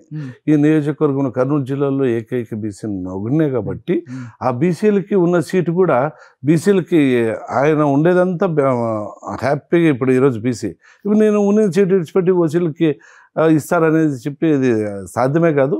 ఇది బీసీలకి, ఇది బీసీకి ఖచ్చితంగా నాకే మా జగనన్న ఆశీర్వదిస్తాడని చెప్పేసి చెప్పగలను. జగనన్న ఆశీర్వదించవచ్చు. మళ్ళా కూడా ఇదే ప్రజల మద్దతుతో ఖచ్చితంగా ఇదే విజయాన్ని సొంతం చేసుకుంటామని అనుకుంటారు మీరు? 100కి 110% కైవసం చేసుకుంటాం. 110% 100కి 100% అనుకుంటాం. 100కి 100% అందాము, 100కి 100% కానీ ఖచ్చితంగా కైవసం చేసుకుంటాం. మీ ప్రభుత్వానికి వ్యతిరేకంగా మొత్తం కూడా అభివృద్ధి విషయంలో అయితేనే ఇతర అంశాలు కూడా ఇటీవల వాళ్ళు పాదయాత్రలు చేశారు. ఇరిగేషన్ గురించి కూడా డిమాండ్ చేసి కోట్ల సుజాతమ్మ గారు, సూర్యప్రకాష్ రెడ్డి, టీడీపీ శ్రేణులంతా కూడా పెద్ద ఎత్తున పాదయాత్ర చేశారు కదా. ప్రజలకు తెలుసు ఇలాంటి వాళ్ళు పాదయాత్రలు ఎందుకు చేసినారు. ఆ రోజు ఆయన విజయభాస్కర్ రెడ్డి ముఖ్యమంత్రి ఉన్నప్పుడు ఈ నియోజకవర్గం సంబంధించిన కోడలు చేసుకున్నాడు. ఈ నియోజకవర్గం పైన సంబంధాలు ఉన్నవి. మరి ఆ రోజు ఇరిగేషన్ పైన ప్రేమ ఈరోజు ఎలా వచ్చింది వాళ్ళకి ఇరిగేషన్ చెప్పండి. నేను ఒక మాట అడుగుతాను, సుజాతమ్మ మేము రైతుల కోసం పోరాడుతున్నాము, కాలు గురించి పోరాడతామని అనింది కదా, నీళ్ళ గురించి. ఆ రోజు అదే ఆ కుటుంబమే అద్దెగేరికి నీరు వచ్చేదాన్ని, ఎల్ఎల్సి నీరు రాకున్నట్ల అది బాపురం పైన తిప్పేసినారు అది కాలం. ఎందుకంటే ఆడ పేదోళ్ళు మాగాండ్లు వస్తే బాగుపడతారు ఎందుకనేసి ఆ రోజుల్లోనే మోసం చేశారు. ఇది ఆలరి మండలంలో ప్రజలు అందరికీ తెలిసింది. ఆ రోజు వచ్చే ఎల్ఎల్సి నీరుని అడ్డుకొని బాపురం సైడ్ తిప్పినారంట. అంటే ఆ రోజుల్లోనే ప్రజలు ఆదుకోకున్నోళ్ళు, ముఖ్యమంత్రిగా ఉండి కేంద్ర మంత్రిగా ఉన్నోళ్ళు ఈరోజు ఈ పాదయాత్రతో చేస్తారంటే ప్రజలకు అందరూ తెలుసు. వీళ్ళు ఎలక్షన్ వచ్చింది, ఎలక్షన్ అయ్యారు కాబట్టి ప్రజలకేమో మేము ముప్పు పొందాలని చూస్తారు, కానీ ప్రజలు నమ్మరు. వాళ్ళు ప్రజలు నమ్ముతారో లేదని పక్కన పెడితే, అంటే తెర వెనుక మాత్రము పైకి ఎలా ఉన్న తెర వెనుక మీకు మీ నియోజకవర్గంలో టీడీపీ విషయంలో అంతర్గతంగా బాగానే ఒప్పందాలు ఉన్నాయి.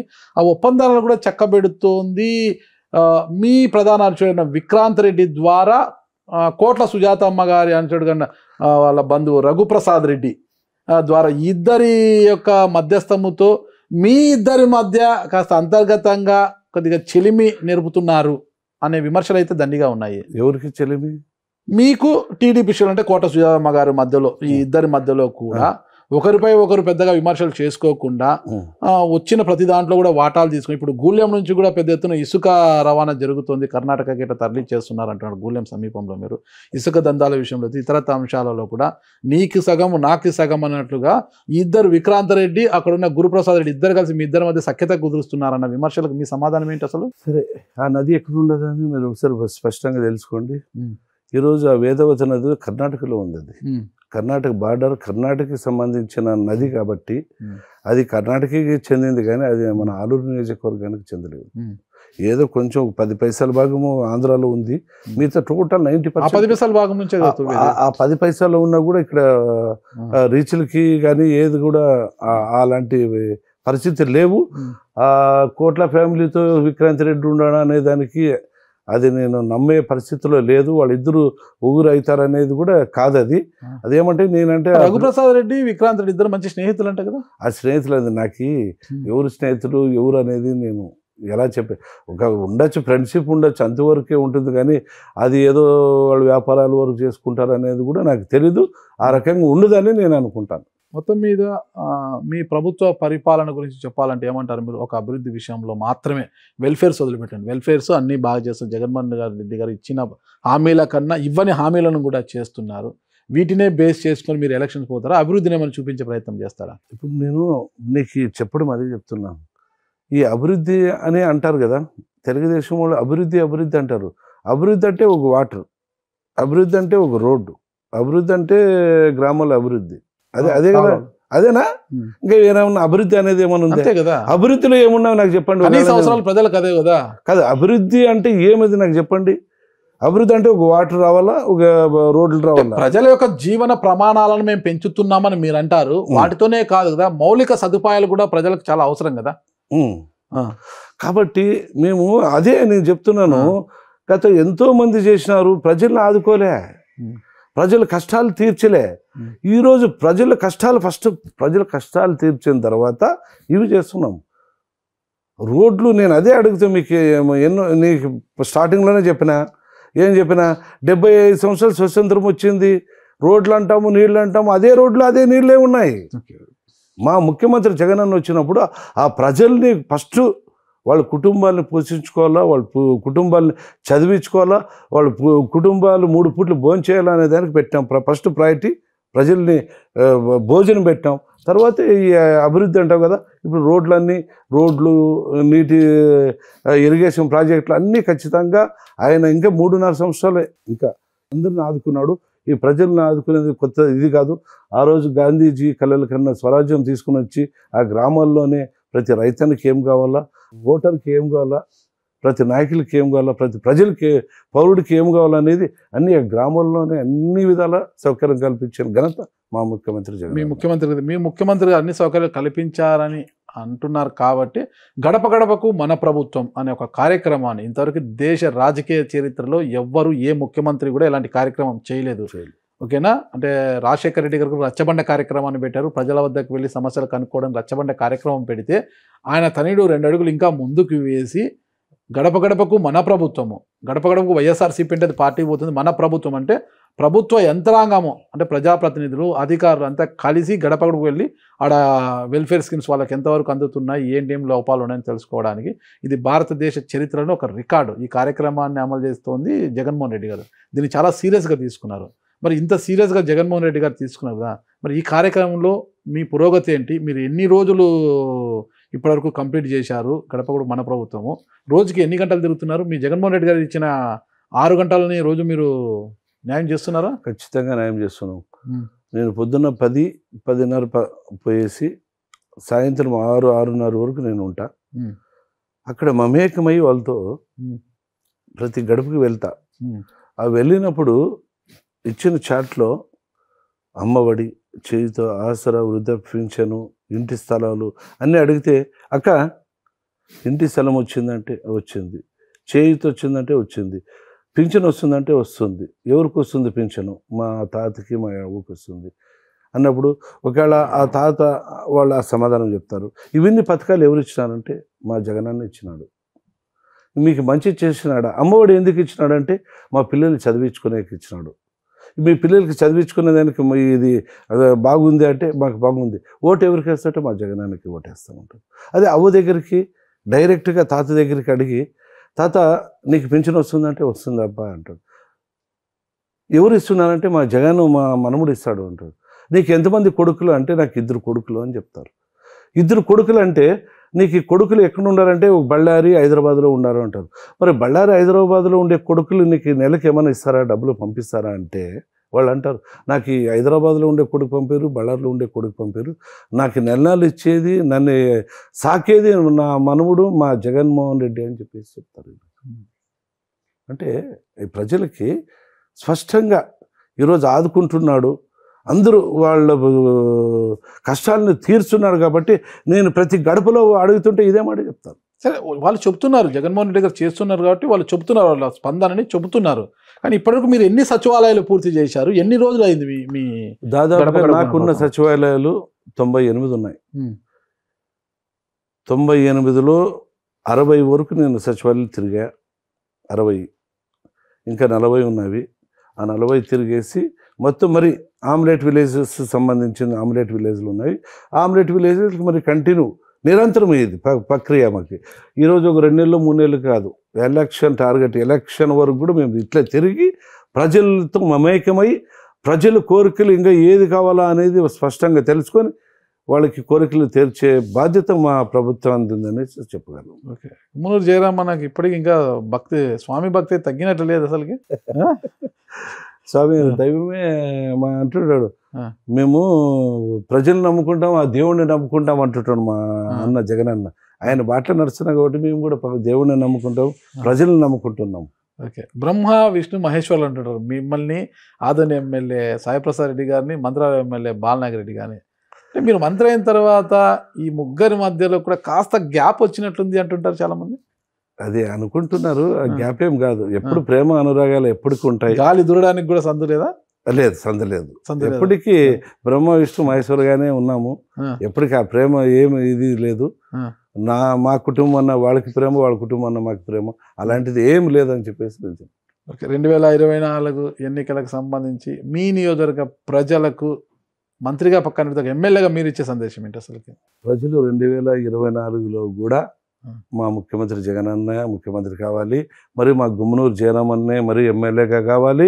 ఫస్ట్ 175 సీట్లు ఆలూరు ఎల్పీ ఫీట్ ప్రకారం ఆలూరు ఏ అని ఫస్ట్ బహుమానం ఇస్తామని చెప్పేసి మా ప్రజలు, మా 6 మండలాల్లో ఉన్న ప్రజలు, మా వైఎస్ఆర్ కుటుంబ సభ్యులు అయితేనేమి ఇతర పార్టీలు కూడా ఈరోజు మాకు వేసేదానికి పార్టీ ఒత్తాస పలికేదానికి సిద్ధంగా ఉన్నారని చెప్పేసి నేను చెప్పగలను. ఇప్పుడు అవతల ఉండేది సుజాతమ్మ, గతంలో కూడా సుజాతమ్మ గారు, ఇప్పుడు చాలా స్ట్రాంగ్గా ఉన్నారు సుజాతమ్మ గారు అవతల అని అంటున్నారు.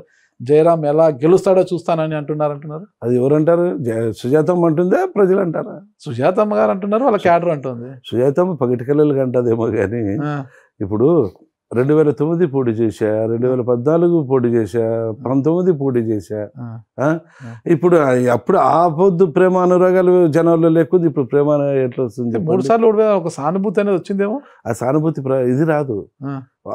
చేసిండల్లా, మంచి చేసిండల్లా, మంచి చేయకుండా పలకరింపులు ఉండాలా, వాళ్ళు అక్కన చేర్చుకొని ప్రేమ అనురాగం చెప్పేలా.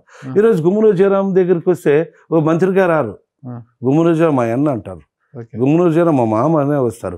ఈరోజు మా మంత్రి తెగిపోవాలా, మా ఎమ్మెల్యే తెగిపోతాలా అనేది ఈ నియోజకవర్గంలో ఏ ప్రజలు కూడా అంటారు.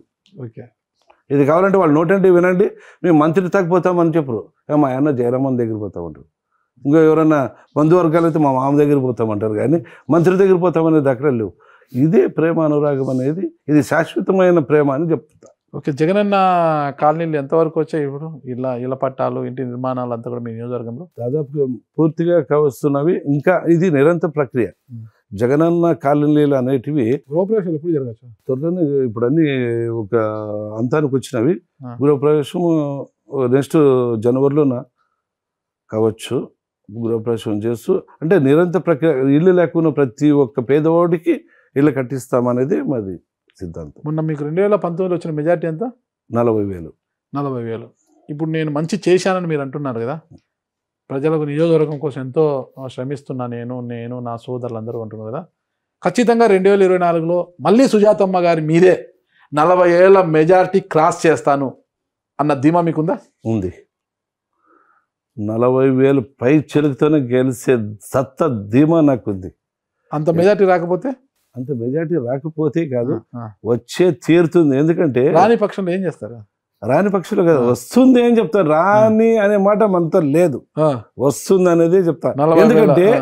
ఎందుకంటే నా ధైర్యం కాదు, నన్ను నమ్ముకున్న ఆలూరులో 2.5 లక్షల ప్రజలు, మా వైఎస్ఆర్ కుటుంబ సభ్యులు ఈరోజు నన్ను ప్రేమిస్తారు. వాళ్ళ ప్రేమ అనురాగమే రేపు 2024తో 40,000 పై చెలుగుతో గెలుస్తాననేది ధీమగా, వాళ్ళ ప్రేమ అనురాగమే నేను ధీమగా చెప్తున్నా.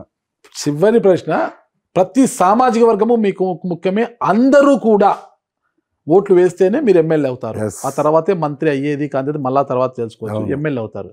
ముఖ్యంగా మీ నియోజకవర్గంలో అత్యధికంగా ఉన్న మీ సామాజిక వర్గము ఈసారి ఖచ్చితంగా మీకు బాసటగా నిలుస్తుంది, మళ్ళీ మిమ్మల్ని అసెంబ్లీకి పంపించడానికి మీ సామాజిక వర్గము కంకణం కట్టుకుని ఉంది అనుకుంటున్నారా? 100% ఉంది. ఎందుకంటే వాళ్ళకి ఎన్నో రోజులు చేతులు కట్టుకొని గేట్ల ముందు ఏదో గేట్ల బయట ఉండి రాజకీయాలు వాళ్ళు అనుభవించి కష్టాలు అనుభవించి ఎంతోమంది రాజకీయాలుగా ముసలి వాళ్ళు కూడా రుమాలు చుట్టుకొని చేతులు కట్టుకొని చూసినారు ఆ కష్టాలు. గుమ్మనూరు జయరాంతో అలా చూడలే. సొంత కుటుంబ శాఖ లెక్క సొంతం చైర్లు మొత్తం చుట్టూ చైర్లు వేసుకొని కూర్చొని ఈరోజు ఈ రాజకీయం చూస్తున్నారు. ఆ రోజులో రాజకీయము ఒక్కరికే ఒక ఇంట్లో ప్రవేశం ఇచ్చి వాళ్ళు చెప్పిందే వేదవాక్యం అని చెప్పేసి ప్రజలకు ఆడ బయట చెప్తే ఓ మాకు చెప్పినాడు లోపల పోయినా అంటారు. ఇప్పుడు అట్లా ఎప్పుడు తలుపులు తెరుచుకొని ఉంటాయి. ఎప్పుడు గుమ్మనూరు మంత్రితో కాదు, గుమ్మనూరు జయరాం పక్కలో కూర్చుంటారు. ఈ ప్రేమ అందరూ అంటారు, అన్నా మేము ఏ రోజు కూడా మంత్రితో ఇంత ఫ్రీగా కూర్చోలే, మేము ఏ రోజు కూడా ఎవరి దగ్గర ఇంత కూర్చోలే, మీతో మేము కూర్చుంటే మాకు ఆనందంగా ఉంది, మాకు ఇదే శాశ్వతమన్నా, మాకు మీరు ఏం పెట్టద్దండి అన్న, మా భూమి మేము తింటాము, మాకు ఈ పలకరింపసాలన్నా అంటారు. అదే రేపు 24లో గెలిచేదానికి నిదర్శనం అని చెప్తాను. ఓకే, ఇదే నమ్మకంతో మీరు ముందుకు వెళ్ళాలి. ప్రజల మీద కావచ్చు, మీ సామాజిక వర్గం మీద ఈ విశ్వాసం మీకు ఇలాగే ఉండాలి. వారు కూడా మీపై ఇదే విశ్వాసంతో మిమ్మల్ని మరొకసారి గెలిపిస్తారని కోరుకుంటాం. జయరాం గారు, థ్యాంక్ యూ. నమస్తే. నమస్కారం.